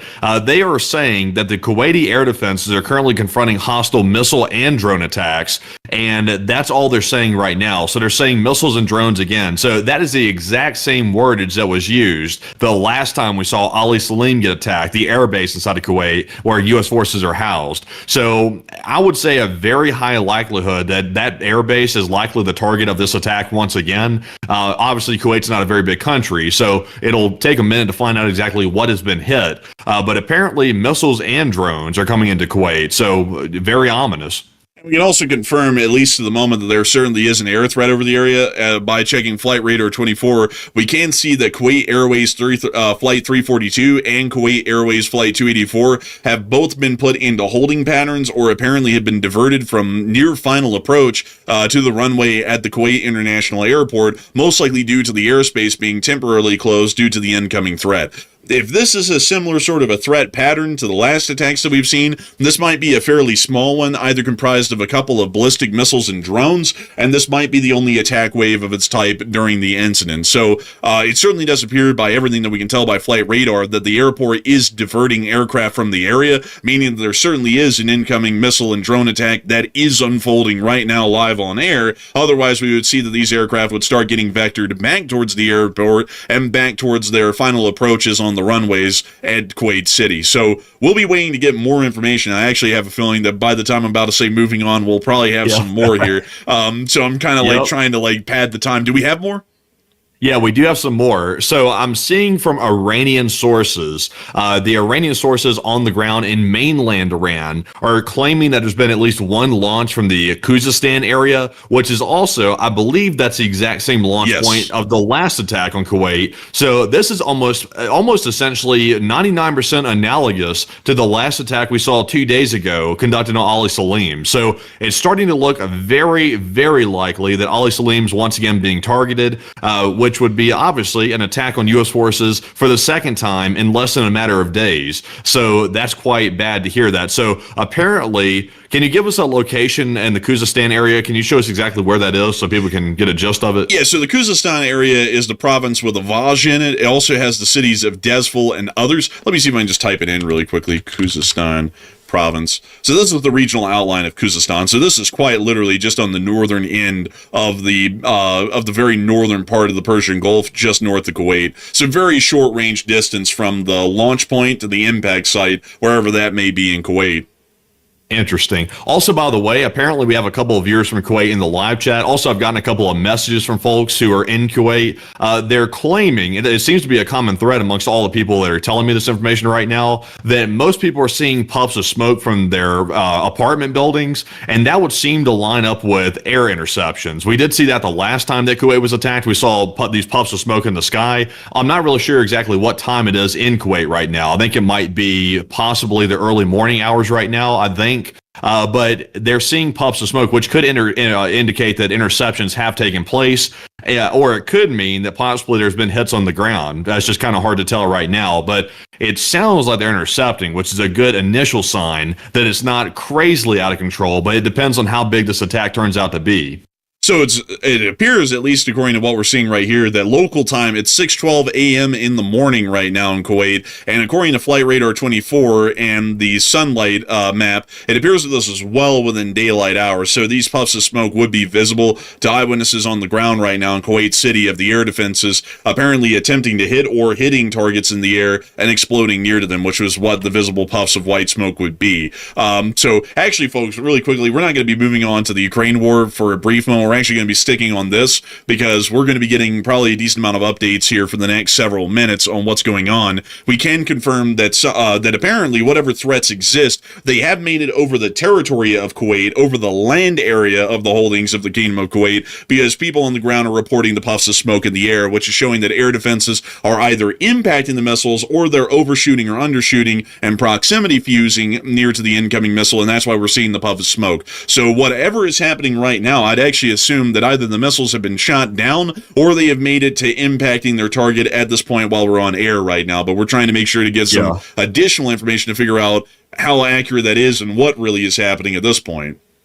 Okay, so I have gotten some confirmation, some initial confirmation here from one of the Kuwait state media agencies that Kuwaiti's Air Force is currently intercepting missiles right now. So that's apparently, for all the Kuwaiti viewers in the live chat right now, that is apparently the puffs of smoke you're seeing, which seems to line up with my analysis as well. You're seeing air interceptions of missiles and possibly drones as well over your skies right now. So that's what's taking place. So that is a good sign, at least. At least most of these incoming projectiles are being taken out of the sky before they're able to make impact. But of course, you know, there's always a debris risk. Depending on where it was shot at, it could fall on a base, it could fall on a residential area. There's still a pretty big risk, even if it is shot down. Because Kuwait's not a very large country. It's very small and very compact. But that's what we're hearing right now. Some more confirmation of that. I'm trying to scan my sources here while I'm talking to see if I can find other information about this.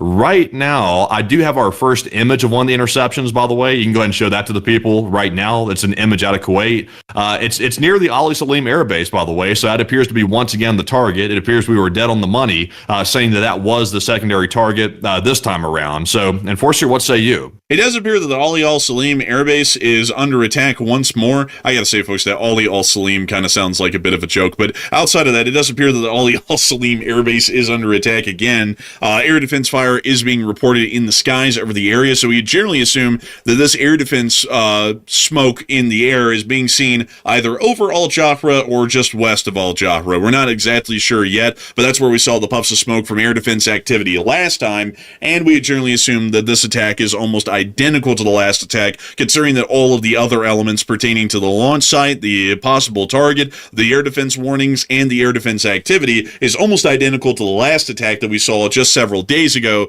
which the United States largely brushed under the rug and ignored, although it did lead to the wounding of several U.S. service members and the loss of an MQ-9 Reaper on the ground.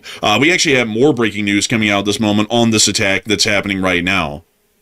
Okay, so in addition to the attack in Kuwait, we are hearing that apparently northern Israel is under a pretty decent-sized rocket attack again. We have been seeing this over the last 12 hours, pretty much nonstop, and it looks like Hezbollah is launching yet another volley of rockets in northern Israel. The situation between the Lebanese Hezbollah forces and the Israeli forces is really starting to ramp up quite a lot over the last 12 hours, and we're seeing an extension of that right here. So that's happening in the midst of the Kuwait attack that Iran's conducting right now. So it does not appear like things are calm, to say the least. Also, you know, we can't help but mention that the last time that Iran struck Kuwait, they hit and apparently injured some service members of the United States military, and that largely went ignored to a large degree. So now they're trying to do it again. So what's that tell us about talks? That tells us it's not going very good, to say the least, and probably there's no deal close at all. So that's not a good sign right there. But Enforcer, I'm going to keep scanning for some more breaking news right now, so I'm going to let you take back over. And so we will be waiting to see what more breaking news we get at this moment, but we can largely see that this is now the second attack in 72 hours that has been conducted against the U.S. forces based at the Ali Al Salim Air Base inside the Kingdom of Kuwait. We're trying to get further information in the moment right now, but to give you all some of the facts that we do know of the situation in the moment, it appears to have been a combined drone and missile attack, with most launch sites being seen within the Khuzestan province of southwestern Iran, which is just several dozen miles north of Kuwait on the just opposite end of the Persian Gulf and right across the Iraqi Turkey border. We've also seen that the Kuwaiti Ministry of Defense has confirmed that there are drones and missiles in the air that they are defending against, and puffs of explosions of air defense fire have been seen over the area, most likely of Al Jafra, as the reports of the explosions in the sky were seen around the area leading up to the Ali Al Salim air base. This means that the Iranians are attempting to attack and cause damage to U.S. forces at the airbase, which can only be taken as a deliberate action to try and force the restart of the conflict. There is no other real way to look at that, at least at the moment, because the Islamic Republic of Iran has done the same thing twice in 72 hours. Attacking and trying to wound and kill U.S. service members generally is considered by most people with brains to be an act of war. And so the fact that the Iranians have now done this twice over, I'd have to say that I think the Iranians at this point are trying to restart the war with the United States of America, but still largely put the ball in the U.S.'s court to respond or make the United States lose face by not responding to each of these attacks that are occurring. So we'll have to see what more we get out of this. And Matthew, do we have anything else coming out of this moment right now? Okay, so I'm seeing more reports of flights being diverted from the international airport. Can you take a look there and see how many flights have been diverted so far, and also see if the airport is reporting any disruption activity? Let's see here. It seems like they never really report disruption. We have a new follower over on Rumble, Baby Taz 83. Appreciate the follow.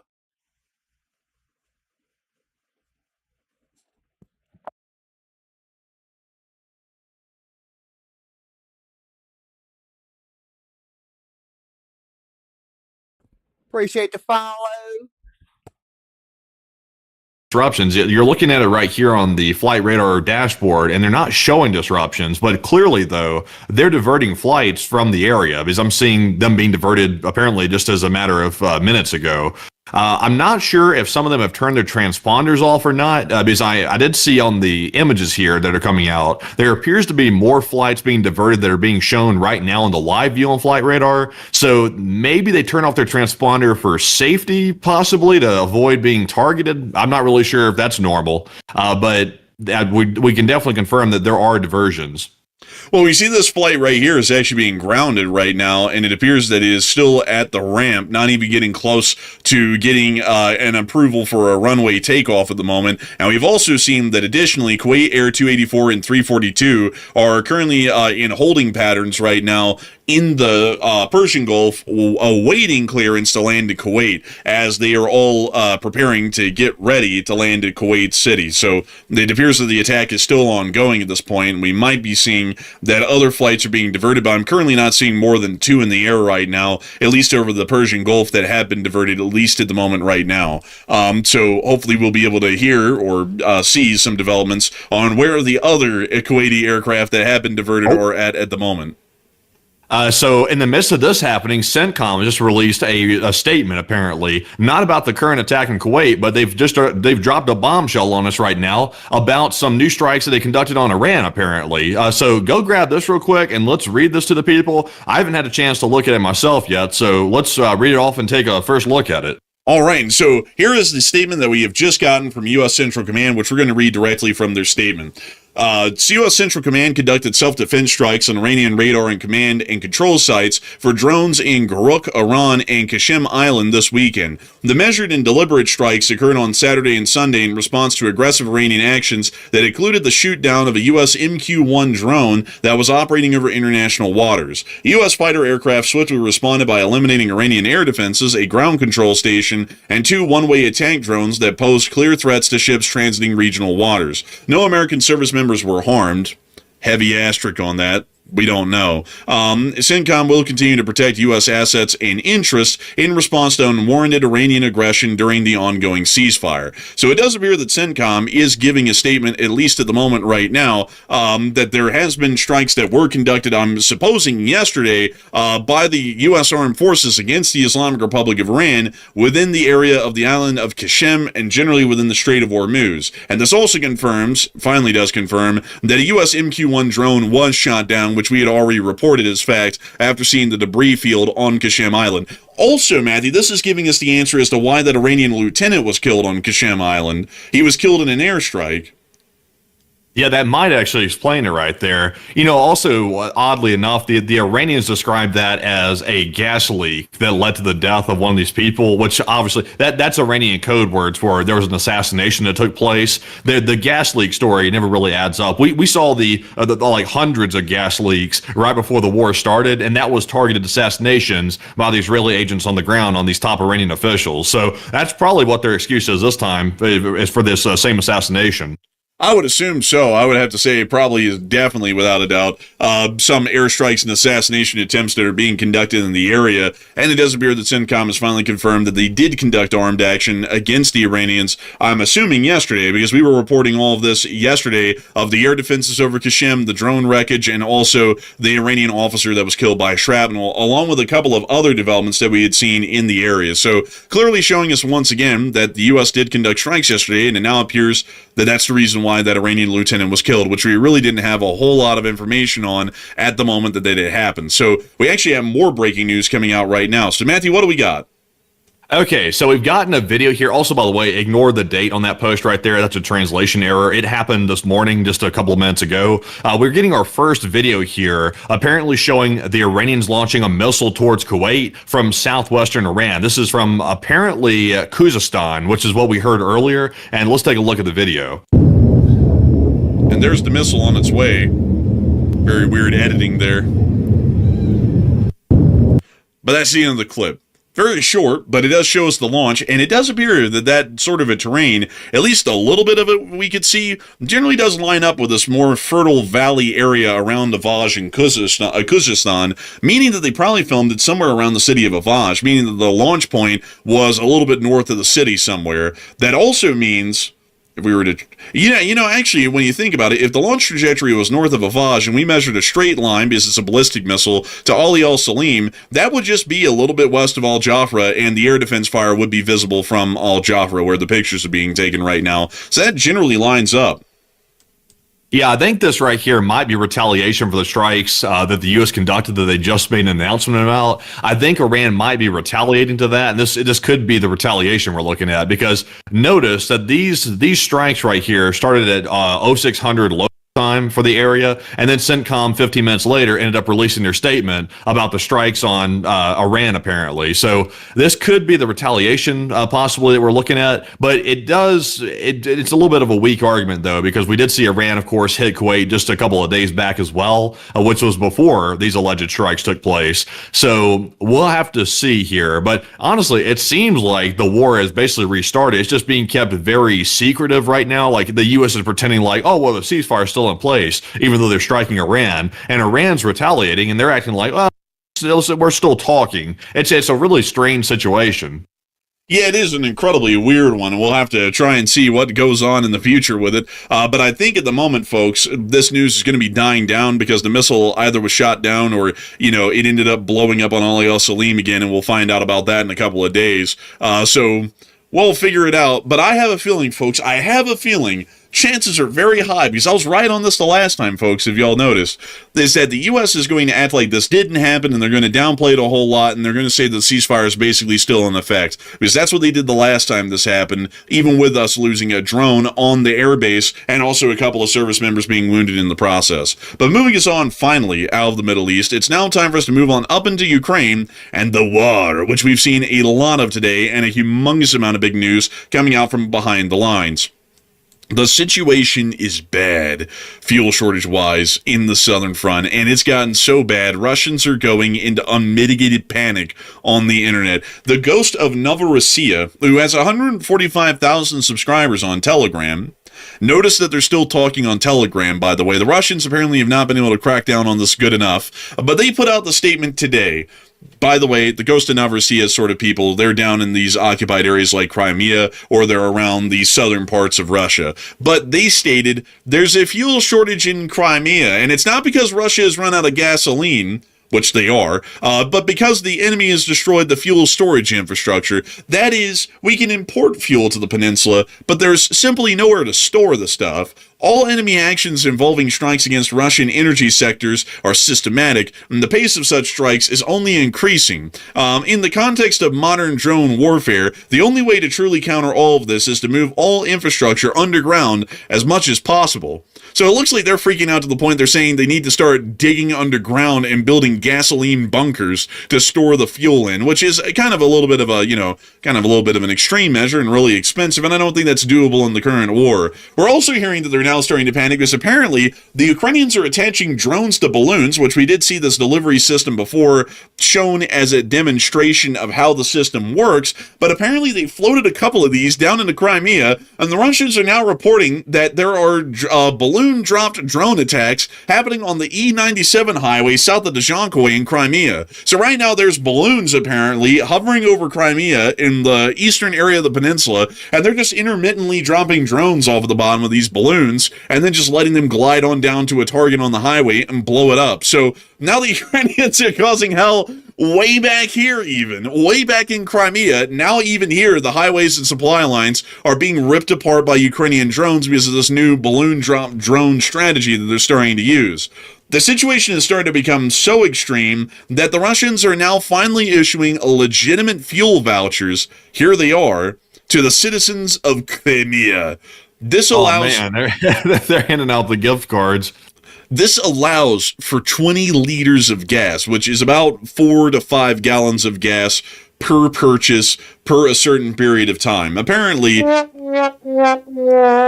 real, like, bro, that honestly scared the shit out of me, man. I was like, what the hell, bro? Man, I had to put it on them, man. I had to, because the Russians down there in Crimea on their vacation in illegally occupied territory, having to now basically get stuck there. It's a permanent vacation at this point because they can't even get gas to get back home, and now they're sitting here with like fate-looking gift cards for gasoline. Kind of a strange situation. Man, they check in, but they don't check out. Man, like, it's a sad thing for them. And according to what we have been able to hear, just to show you all the line of people waiting for gas at one station, apparently there will be restrictions of 20 liters on the sales of Octane 92 and 95 petrol to residents. Priority will only be given to emergency, military, and essential services, and authorities claim that this will only be for 30 days until the supplies normalize.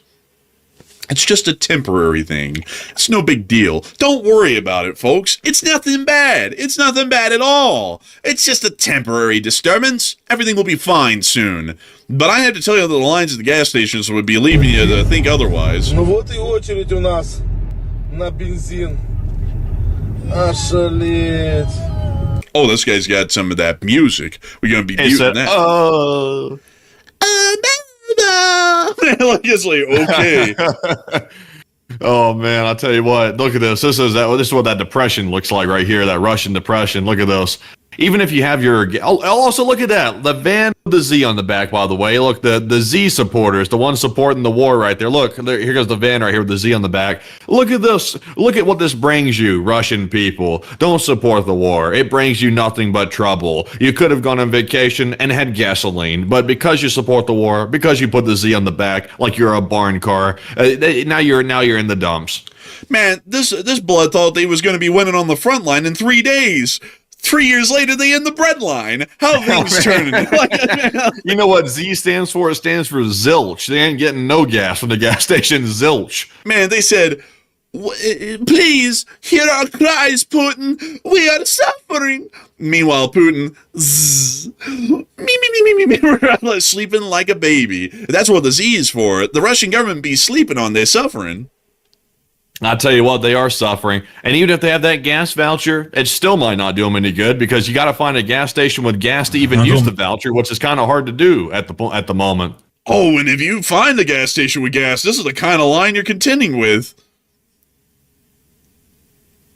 That's some mountainous terrain right there. Look at that. Oh, look at this. Look, he's only got. Oh, he's still got some gas left. What's he doing waiting in the gas line for? I think he's just trying to make sure he's okay. Man, a lot of these people are like zooming by, man. Like, it's like, dang. It's like, is there a speed limit around here? Oh, wait a minute. Hang on. Oh, they're not even lined up for this gas station. This gas station only has diesel at $1 a liter. $1 a liter. That's kind of crazy. That's pretty bad. Like, honestly, damn. For the Russians, at least, someone from Britain's about to say, you two think that's bad? Well, we spend £8 a liter, but this is Russia. They're broke ass poor. Like, y'all got money. So $1 a liter in Russia is pretty damn bad for them. But we can see that the line isn't even for that gas station. It's for the next one out around the corner, Blid. Good Lord, where's it stop? It's tough. It's tough to be a Russian, I tell you. Oh, look, here they are piling into this one. And they're all in line for only 95 octane, not 92. They don't even have 92. All these people are just trying to get 95 octane. So there's other lines somewhere else in the area just trying to get 92. So what's the price on the board? What's it say for the regular gas? What's the price? 83 rubles and 80 cents or whatever the hell they call it. So that's like per liter. So that's like 83 cents a liter. Let's see here. Let me do some quick math. Like, go ahead and stall. I'll have it here in just a second. Oh, sure. So we can stall. Of course we can. I would say, folks, that's probably going to be ballparking at about $4 a gallon, probably. But I'm sure that Matthew's about to get us the real number here soon, the precise one, and it's probably going to be a little bit below that. So that's about $4.43 per gallon. On go? Yeah, it's about $4.43 a gallon. Damn, they paying American prices. Like on a poverty budget. Oh my God. Dude, that's unreal. Oh my Lord. That's insane, honestly. Like that's pretty bad. Yeah, if you translate that in context of the Russian average salary, in context of that gasoline price, that's about 3 times more when you put it in context of their salary than what we're paying per gallon here in the United States. Well, in reality, I think they make 4 times less. I think the median income in the United States these days is like $60,000 US, and their median income is like 12 to 15 or so. So I think that's about 4 times less. So if you took that $4.30 a gallon, $4.30 a gallon to us is like the price per gallon being like $16 per gallon for them on the income that the average Russian makes. So this is like going out to the gas station and literally getting ripped off blindly. Like this isn't even as bad as what we're getting ripped off in America on these days. This is worse for them because they don't make as much. But you know, as the famous Tucky G said, at least the groceries are cheap. Am I right or am I wrong? Moving us on out of that whole deal, we also got to see that outside of this little area in Crimea, things weren't really going well over the rest of Russia either. There were significant drone attacks that were conducted today on top of yesterday's drone attacks, and we got to see a little bit of these clips of the drones flying by. Oh, there it is! Bro, they turn off their lights. It's a flyby! It's a flyby shooting, Blid! Take cover! Man, sucker! Oh, here's another.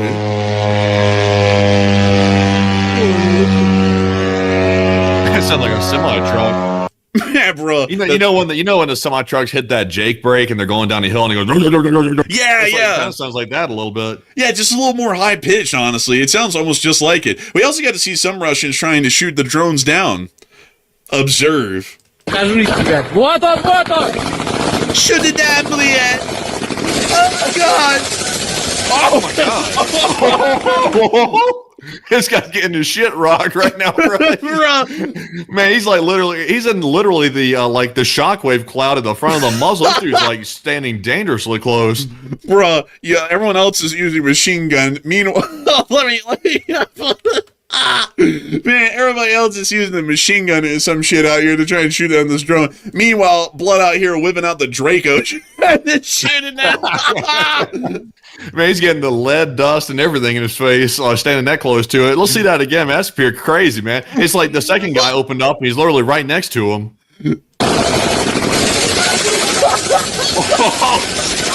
And they missed it Man, all.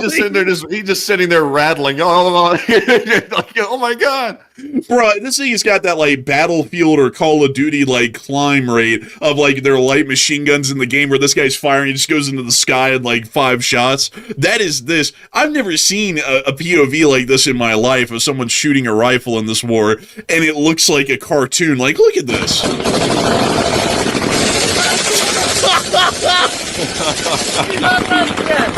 Дави его! And they're missing the hell out of this thing. Like, none of it hit. None of this hit. Oh, yeah, there's another one coming. Bloodspot whip out that cartoon Draco again. Hit him with the Draco. Ah!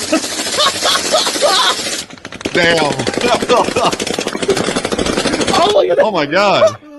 This guy's Bro. literally not leading the target the whole damn time. Look, dude, the rounds are literally falling short of the drone at the same distance the whole time the other dude's firing in the clip. Watch. Oh my god, it's freaking comical. Yeah, it's literally following the trail, the flight path of the drone. That's lacking common sense severely. Dude, these dumbasses in the mobile fire groups are literally aiming their iron sights right onto the drone and firing at it with the iron sights right on it. They're not even leading the target at all. Like, that's why all the rounds are falling short at the same distance, is because they're literally keeping the iron sights right on the drone and shooting at it. And because of that, obviously, all of the rounds are falling short at the same distance the whole damn time. That's unbelievable to think that they're that poorly trained and they don't think at all. Oh, yeah, that's what 2 weeks of very pitiful, poor training gets you. Is people, honestly, man, you don't really, like, if you have basic intelligence, you really don't need training for this kind of common sense stuff like that. Like, if you clearly are following the drone with your tracer fire and it's literally trailing the drone, then how about you lower the muzzle down a little bit to hit in front of it? It's like, that's just common sense. Like, if you had to be told that, you're already in foul shape. Man, you know, I heard that they have clay shooting ranges in the Russian Federation, you know, where you go and shoot the clays down with the shotguns. I've heard that nobody in Russia has hit one of those a single time, and they're still trying to figure out why that's the case. Because they're always aiming right at it, and for some reason they're always missing, weirdly enough. Yeah, it's insane. Ukraine doesn't have this problem, though. They can use these mobile fire groups and actually take stuff down, but the Russians definitely can't. Man, I mean, the mental power of a Russian mobile fire group is very low, but the firepower side is very high, though. Давай! Встречаю! Давайте шейте этого пидора! Oh, they're shocked, man. How much money was that in tracers right there? Those tracers are expensive. It's like they just wasted a hell of a lot of ammo right there. Just wasted it. Thousands of dollars were just wasted in that ammunition, probably. Like, it's unbelievable. Like, it's unbelievable, really. But moving us on out of that, we also got to see that some of these drones did hit their mark around the town of Lazarevo in the area of the Kirov Oblast, which famously has a cruiser named after it. But here are some of the clips of this major fire that happened today. Wow, this guy's got the arson bone in his body, man. He went, like he saw this and just started drooling. Focus. Oh, he knows English. Bro, look at this. He zoomed in on the nearest object, which was a pine needle, to focus in his camera. Oh, wait a minute. I think, did we? Hal Rose just ran the 300. We hit the goal! Hey! Igor Blue!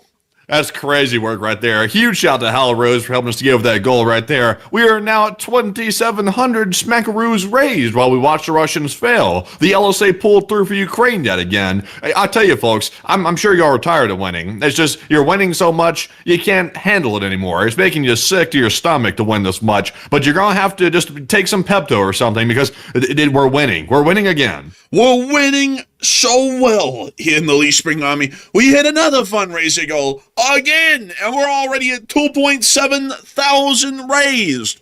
Unbelievable. Unreal. And I gotta say, a humongous shout out to everyone who supported this fundraiser night, especially Hal Rose that just ran the 333 that got us over the top. Because y'all have made it possible again for the Lee Spring Army to say that it's never missed a fundraiser goal and that will never truly die. Getting us back into this clip. Ой, блядь.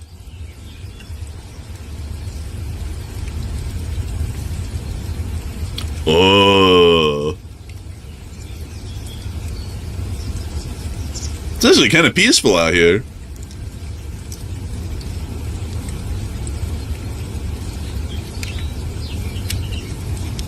Man, what a roaring fire. And do I hear that, folks? Do I hear the fire, the roaring fire of growing breaking news? I think I do. What do we got, Matthew? So we have some breaking news right now. Iran has apparently just released a statement. We're going to jump back to our news about the Kuwait attack right now. Apparently, Iran's Mehr news agency has released a statement from the IRGC following what appears to be a spat of reciprocal strikes from both the U.S. and Iran. And here's what they said. This is allegedly coming from the IRGC. They said the origin of the aggression against the Sirik Island telecommunications tower was targeted, and following the recent aggression by the invading U.S. Army against a telecom tower in Sirik on the Hormuzgan province, the IRGC Aerospace Force fighters targeted the airbase from which the aggression originated. Also, by the way, I was dead on the money on my analysis. This is literal. I just said that a second ago. But he said, and the predicted targets were destroyed. Take that with a huge grain of salt, by the way. We're not totally sure about that. We don't know if it's been destroyed or not. The IRGC Aerospace Force warned that if the aggression is repeated, then the response will be completely different, and the responsibility lies with the invading U.S. regime.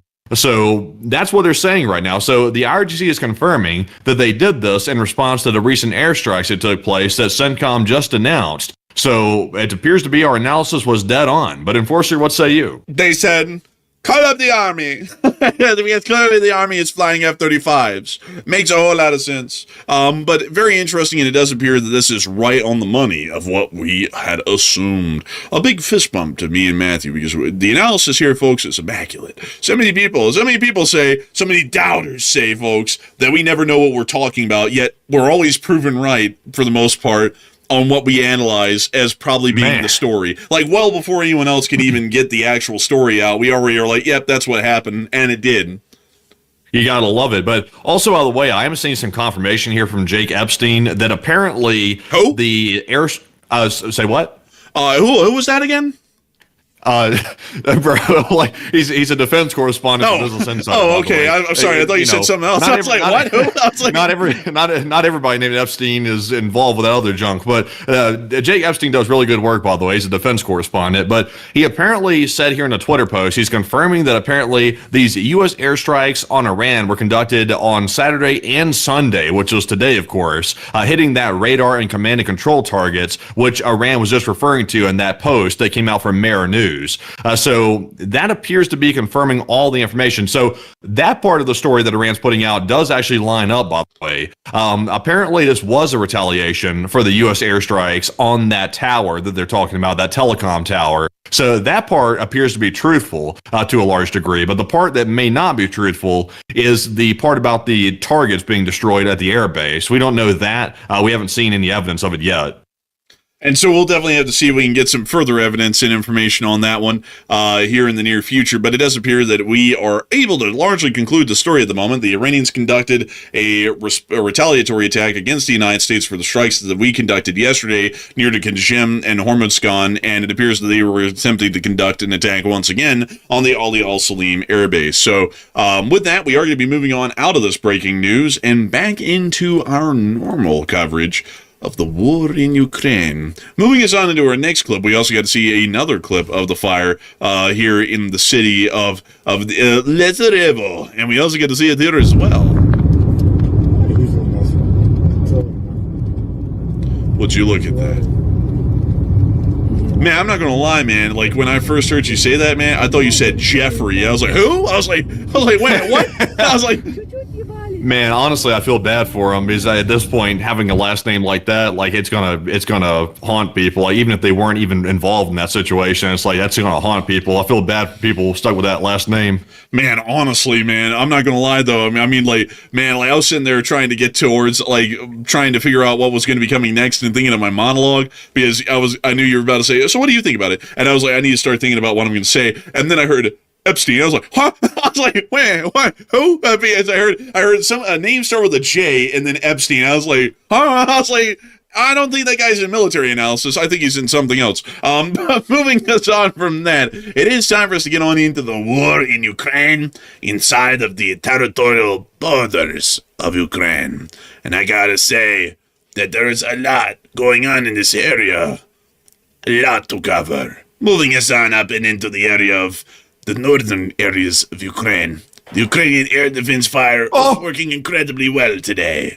Let us observe. Breaking news! Breaking news! What? We have some breaking news right now. Hezbollah's attacking northern Israel again right now. They're launching a brand new attack on Kiryat Shimona in the northern part of Israel right now. So that's another attack happening in literally less than an hour that we're seeing right now. So it looks like the hostilities are picking back up quite a bit. But even the proxy forces of Iran are starting to get more aggressive.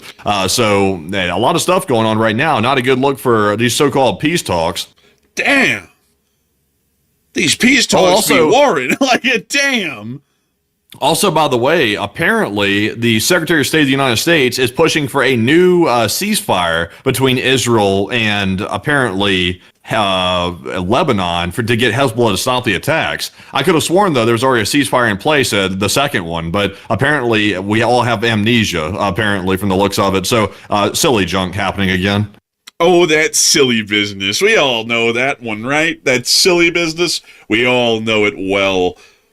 Well, it looks like they're hitting that kick that Shabuba again up there in northern Israel. So we'll have to see if anything. Kiryat Shimona is what I meant to say. But it looks like they're hitting that town again, so we'll have to see if anything actually ends up impacting the city. But moving us on from that, it is time for us to get back into our Ukraine war news, and we were able to see this clip here of the Ukrainian border guards shooting down an incoming Russian drone. Unlike the Russians, they don't undershoot. There they go, firing at the little feller. And the rounds are hidden, but we'll have to mute it here because the music starts playing. And there we go! They got the fella! Oh. See, they actually know how it works. They know how to do this right here. They're not doing the stupid junk the Russians are doing.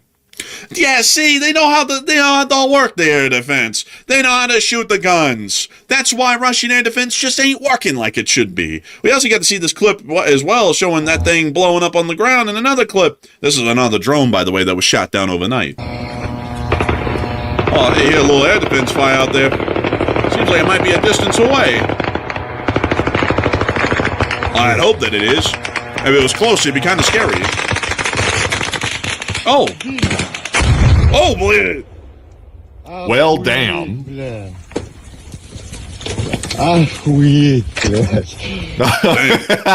This guy sounds like he's on something. They're going there. Bro,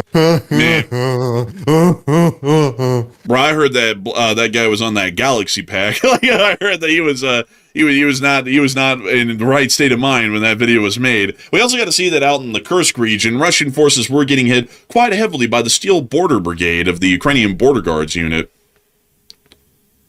I have to tell you. You know something, folks, that the President of the United States and Ukraine can both agree on right now? What? There's an invasion at the southern border! I guess. Well, Ukraine's is just literally with an army, and ours is just kind of, random people. But, at least You they think both... they're random. 微信报小小飞凤巢 Long live Xi Jinping, long live the CCP. Man, my social credit score. It's weird the people lining up at the border, they don't seem to be native. They seem to be possibly from China and maybe like Pakistan and stuff. I don't think that's native to South America. Man, you see like a very like Chinese looking bureaucrat crossing the border, full suit, CCP lapel on the suit, and everything, and you say, "Hey, where the hell are you from?" I am refugee from Guatemala. I don't know.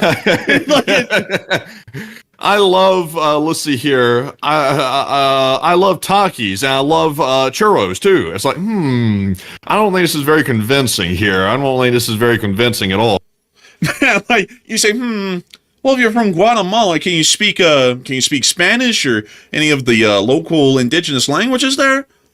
Yes, of course I can. 吐槽比起张瓦地 That kind of sounds convincing. if you want to like you get to the bottom of if somebody's a CCP spy or not, simply ask them their favorite episode of Winnie the Pooh and see what they say. If they're properly CCP, they will be lacking an answer on that because they're not allowed to watch it because it apparently insults the great leader to watch Winnie the Pooh. So if you say, what's your favorite Winnie the Pooh? And they say, the episode where Pingu says, no, it's like, that's a CCP. Lock him up. It's a CCP spy. Oh, man. Honestly, man, I got to say, folks, I feel like that was a good joke on my end. I feel like that was a good one. But moving us on out of the Kursk area, it is time for us to move on down and into the Russian casualty report, as we have been able to hear that the casualties today were good. Oh, Bliad, 3 Bobcats, Oba! Oh, yes, that's very nice.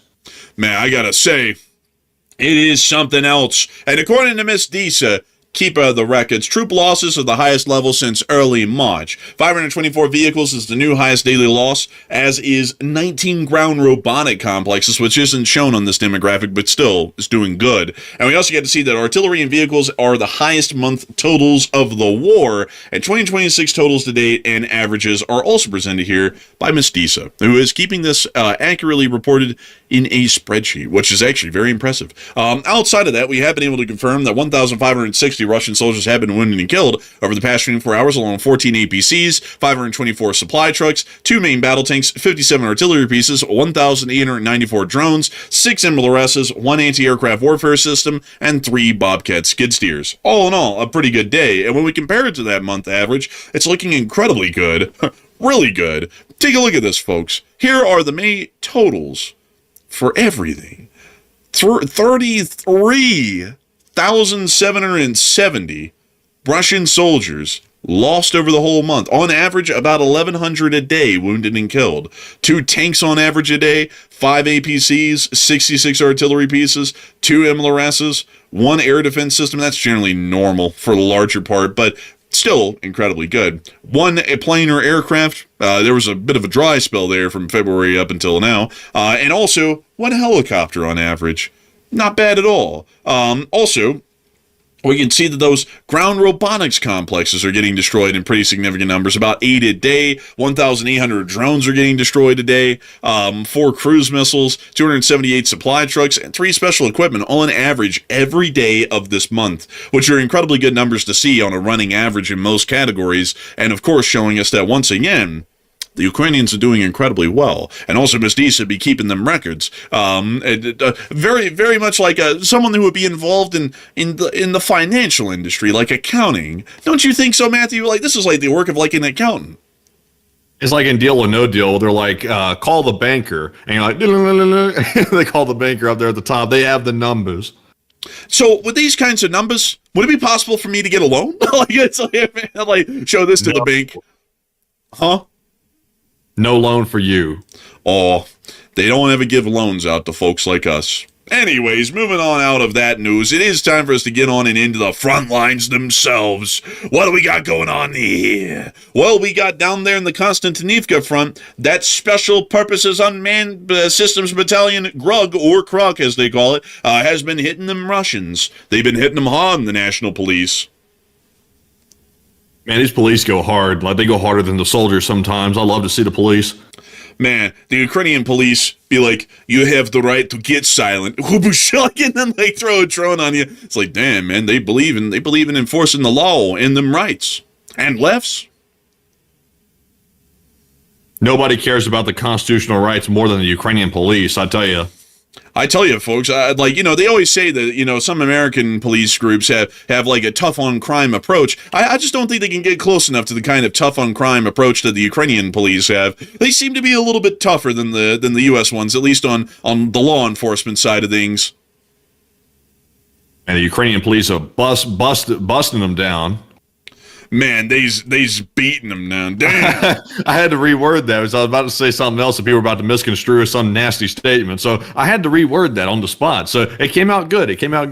Man, honestly, man, I don't even know what in the world you would have rewarded it to, but it turned out fine. It turned out fine. You know that thing where Will Smith was on the interview and he's like, "Yeah, back in the day we used to call it bussing on him," and the other guy was like, "Whoa, like, what the hell is he talking about?" Yeah, we was always bussing on each other, man. Like I was like, "Oh, oh my god, man, that stuff was rough, dude. That interview was rough, man. He just kept digging the hole deeper, man. He'd be like, yeah, we was like bussing on each other, man. Like he would bust on me and I'd bust on it. I was like, bro, stop, like please. I mean, you don't know what you're doing." And then he slapped Chris Rock, and I feel like from there he was going downhill. But anyways, we also got to see the Ukrainians conducting drone attacks near the Pokrovsk front.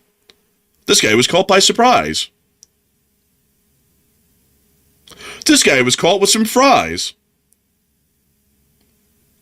This guy was caught breathing in flies.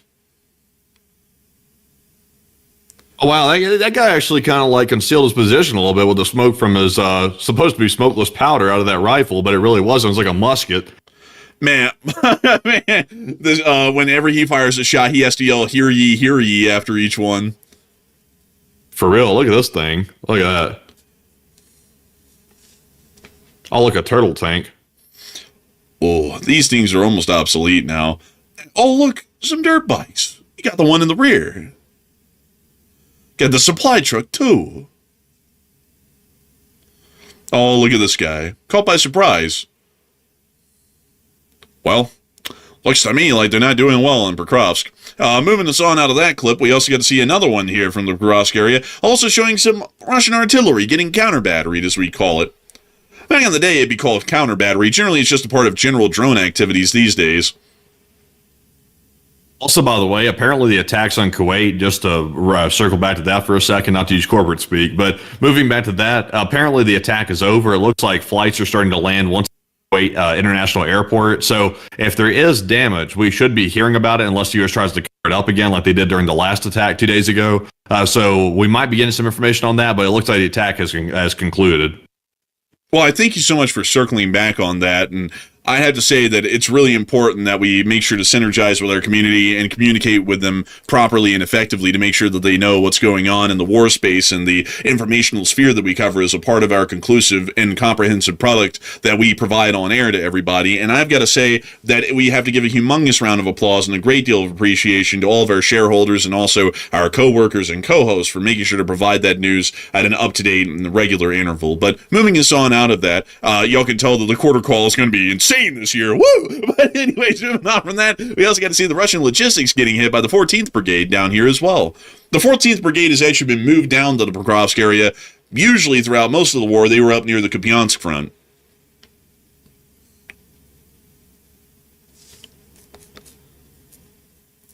Someone said attacks ain't over. They is. If they land in planes, it's over. Oh, boy. This also looks like some sort of an autonomous targeting system. It probably is. They're increasing those quite a bit. It's really something impressive, really, when you watch it, you know? It's just giving back very little info, though. It's like watching a slideshow. Oh, look, they found a Russian position. Oh, look, a couple of more vehicles out there on the street. I've been waiting to see that Zebra truck pop up in some of these drone footages right here because we forgot to mention it last night, or if we did, I forgot. But the Ukrainians typically have like thermals and stuff on their drones, like some of them. So it doesn't matter what you paint your truck, the thermal is going to spot the heat signature from the engine of the truck and be able to spot the moving object. So that zebra pattern is completely pointless. I see that after we mocked that thing the other day, that thing went viral all over Twitter. Everybody was mocking the hell out of that Zebra truck. Man, the Zebra truck was horrendous, man. It was bad. Like, I was like, dang. Also, we got to see the Ukrainians blowing up some warehouses in Donetsk. Also, blowing up them speakers with that loud drum and bass. Well, you see them here blowing up a storage depot of the 26th Army of the Russian Federation. You also see them here targeting another storage depot, apparently for the 51st Combined Arms Army of the Russian Federation. Also, there's a small note as well. Israel's once again under attack for another time. They're being attacked literally nonstop. And this is a new location they're being attacked in now. So Hezbollah's letting loose on Israel right now. Man, Hezbollah be giving out goods and services. Damn, I have a feeling that the Israelis are going to start issuing out hardware tomorrow to them. You know what they're probably trying to do? You know what Hezbollah's up to? They know that if they can goad Israel into striking the suburbs of Beirut, they know that Iran's already made a red line about that. If the Israeli airstrikes restart in the suburbs area of Beirut, then that's going to pretty much immediately end the talks between the United States and Iran. So that could be what Hezbollah is trying to do. They could be trying to sabotage it. Yeah, I think that might be the case. That probably would be. Also, by the way, folks, we have the same clip from earlier, just showing the Russian POV of the clip. Actually, I have to delete that clip from earlier because it turns out that was actually a Ukrainian drone that was shot down by the Russians. And now that actually explains why Matthew was saying that guy sounded like he was on some substances. It's because he's Russian. Makes a lot of sense now that we think about it. But moving us on from that, we've also been able to hear that many Russians are saying that the situation is kind of screwed in this area of the front. As Zapyski veteran said today, the enemy once again proves that in the drone war, it's not the richest that wins, but the fastest and most adaptable. That's also pretty hilarious to think that this guy's insinuating that Russia's rich by any measure. While we are still struggling with centralization and reporting, the armed forces of Ukraine have learned to order FPV drones from thousands of small manufacturers, setting unified standards for them. And here we must honestly admit, we are lagging behind again, not in technology but in organization. The enemy has established a distributed network of so-called garage manufacturers, small private workshops that make drones on a turnkey basis. The state simply sets requirements and accepts the finished products without interfering in the production process. The result is rapid saturation on the front with up-to-date models, constant feedback from operators, and immediate improvements. Meanwhile, we're still relying on large and our own enterprises with long procurement cycles which are subject to bureaucratic procedures that lag behind the dynamics of the war by months. Damn, the Russians are literally describing the U.S. war industry at this point in their own home country. Yeah, I would say so. It's crazy stuff. Plus, there's extreme selectivity in choosing proven, but in fact our own manufacturers. Any new model must go through endless approvals, even when all test protocols are already in place and the product has been deemed successful. This kills initiative and speed. The Ukrainians are well ahead of us, generally is what the guy concluded in saying. So, not really looking too good for them. On top of that, the frontline losses that Russia is suffering aren't looking good either. This is what the frontline looked like about a week ago. This is what it looks like today. So the Ukrainians are starting to retake a decent amount of ground in the southern front due to the supply situation, and also due to Ukrainian counteroffensives proving to be incredibly successful. Here it is a week ago, here it is today, a week ago, today, a week ago, today. Many can see they are losing ground. Not good for the Russians. Not good for them, bled. But moving us on out of that clip, we also were able to see additionally that this thing showed up at a Ukrainian farm today. The dacha. What the? What is that, man? A mobile house? Man, they took mobile homes to a whole new level in Ukraine. Man, that's crazy. That's literally a mock-up house. What is that, on top of a tank? I think it's like on top of a tractor or something to, to make it not stand out to get hit by Russia. What is that? What is that? Hold on. We gotta rewind that. What is that? Hold on.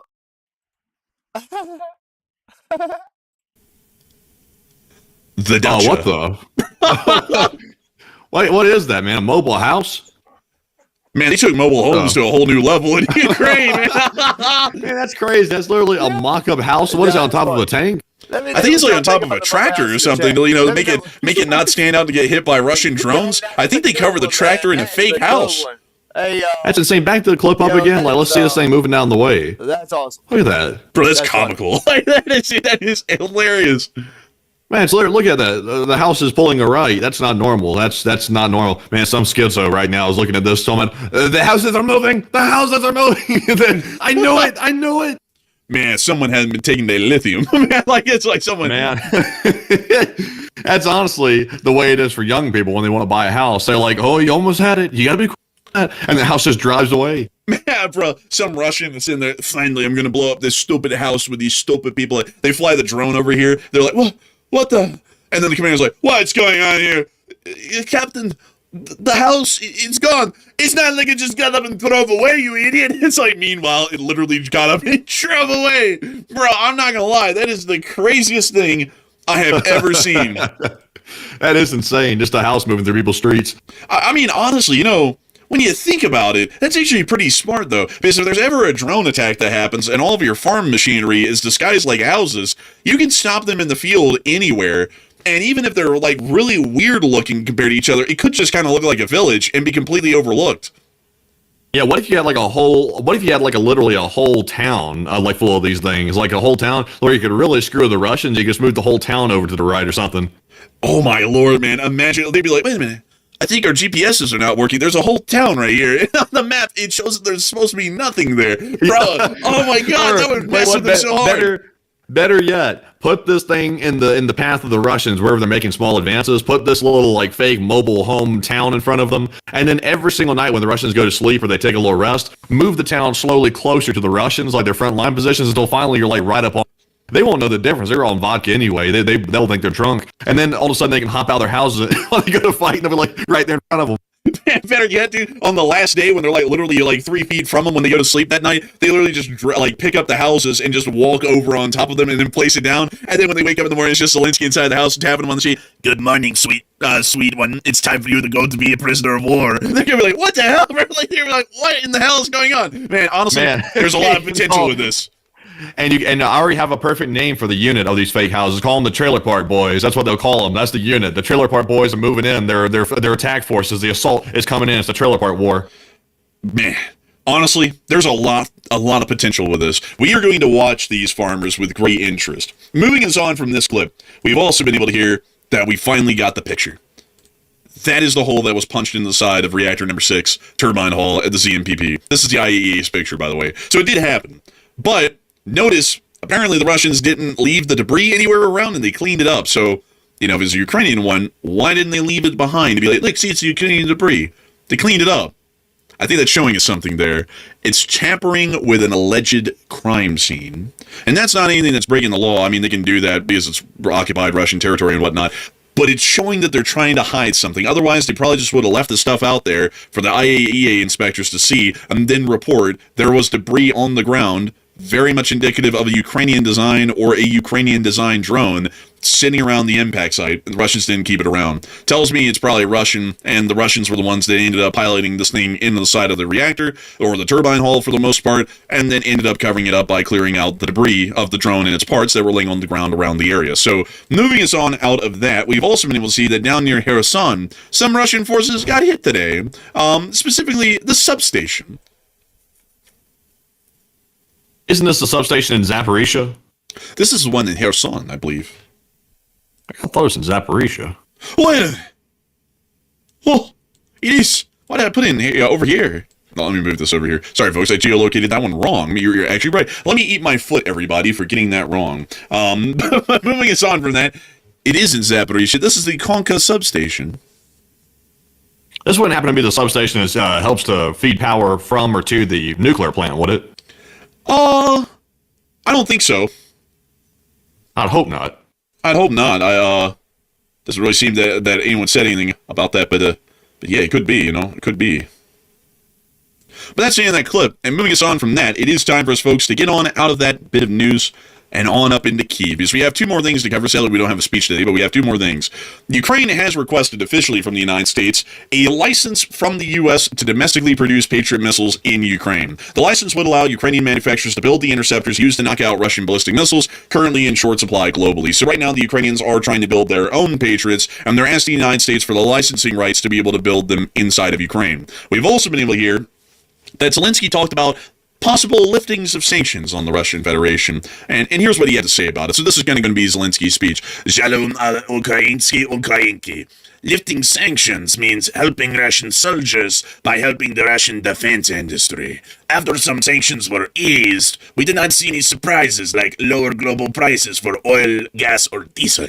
Because the share of Russian oil accounts for only 5% of global supply. How could it make a difference? So lifting sanctions is not about that. I think it's about building dialogue with the Russians. But it's not the right approach, because they don't understand words or empathy and see it as a sign of weakness. We need strong and impose more sanctions on them. So that sounds like our analysis, like almost verbatim right there. Like we were saying the same thing. You know, the U.S. keeps giving these waivers to the Russians to sell their oil internationally because the U.S. claims that it's helping to lower the global oil price. But that doesn't work like that in reality. It doesn't work like that at all. So Zelensky's saying it's about Russian dialogue and keeping the dialogue channels open, the U.S. and Russia. I think it's worse than that. I think there's another reason behind it. I would have to agree. And also, folks, we have the absolute geniuses of Twitter on the matter. This guy right here said, "This may be a dumb question, but have you considered sitting down face to face with Putin in a neutral country to discuss this like men and end this insanity? Deep down, Russia does not want a war, and deep down, Ukraine doesn't want a war either. Enough is enough. It's time to shake hands." Man, I gotta tell you, folks, Twitter people have like no sense. Like, it's like, I don't know what world they live in, but it's like, have you not seen the Ukrainians give like an endless amount of concessions to try and meet the Russians in the middle, and the Russians make none? It's crazy to think that people still live in that kind of a like la la land world of reality where it's not reality, it's just whatever the hell they want to think. It's like, well, yeah, nobody wants the war, but the Russian government isn't willing to make any concessions to even meet Ukraine in the middle, so what are they supposed to do? Just give up and unconditionally surrender? Clearly not. That's not favorable. So, anyways, with that, it is time for us to move on out of our news for the day, because we've actually reached the end of the day's news here on day 1558 with an unbelievably successful fundraiser that is Now, let me tell you something. Now, we've seen where, Russia is oil supplies and fuel shortages is going through all Russia. So, I mean, I don't know, y'all let me know what y'all think in the comments, or and if y'all have any information about Russia's fuel shortage in Russia, let me know. And if I'm wrong, I mean, then there's several other people that's wrong as well. So we need to correct this. But I mean, I've seen no gas at gas stations and lines and lines and lines of cars waiting at the gas stations just to get gas.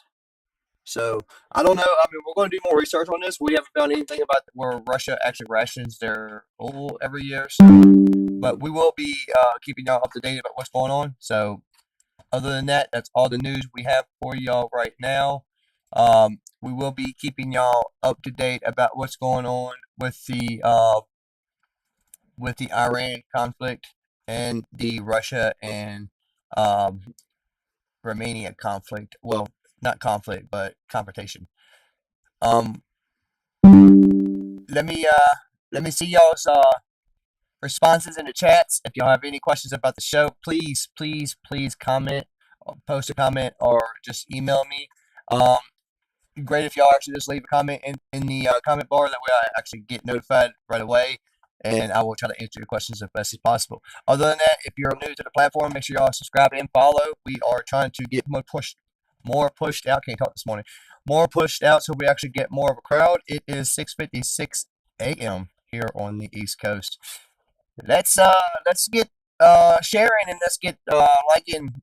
Make sure y'all like, and make sure y'all hit that bell so y'all get notified whenever we come on air. We will be back on air later on this evening if we have any breaking news. Other than that, if we don't have any major breaking news that's coming out, we will be back on tonight at 10:30 Eastern Standard Time. Sorry about last night, about not coming on. We had some technical difficulties, and we had to have the internet service technician come here. Well,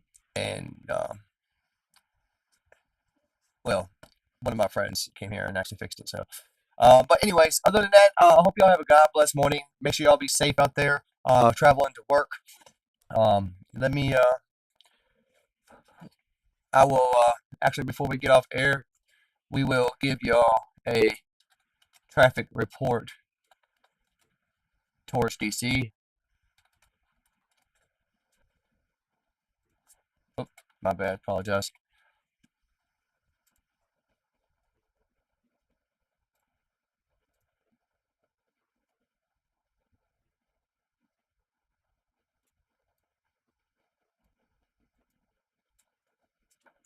.395, we have an accident going towards Arlington, and also on 495 going towards Merrifield, you have an accident as well. You have a wreck off of 95. Off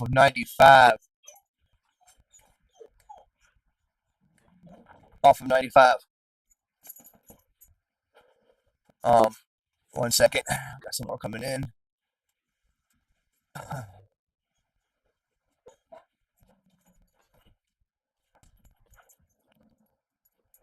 Sorry, my dog's over here whining because she sees animals or birds outside. But anyways, we also have a, come on now, work with me here. On Branch Avenue, we have a road work. Car stopped on shoulder and car stopped on shoulder. Be careful out there, y'all. We do have traffic conditions a little bit hairy out there going into the city. So if y'all going towards DC, we do have a standstill jam off of 95 heading over the bridge towards Jones Point Park. Also, a car stopped on shoulder. We have several cars stopped on shoulder. And we have a road closing going from 95 to Branch Avenue. So make sure y'all keep ahead on 495 and South and I-95. So make sure y'all keep up to date about what's going on with the traffic, and make sure y'all pay attention, please, out there. It's very it's a lot of stuff going on out there, a lot of traffic, a lot of accidents. We got heavy traffic on 95 going towards Potomac Mills.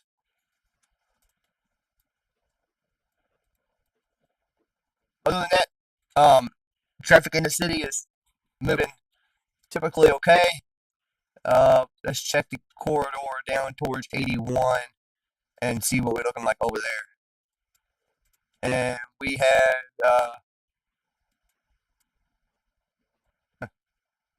welcome here.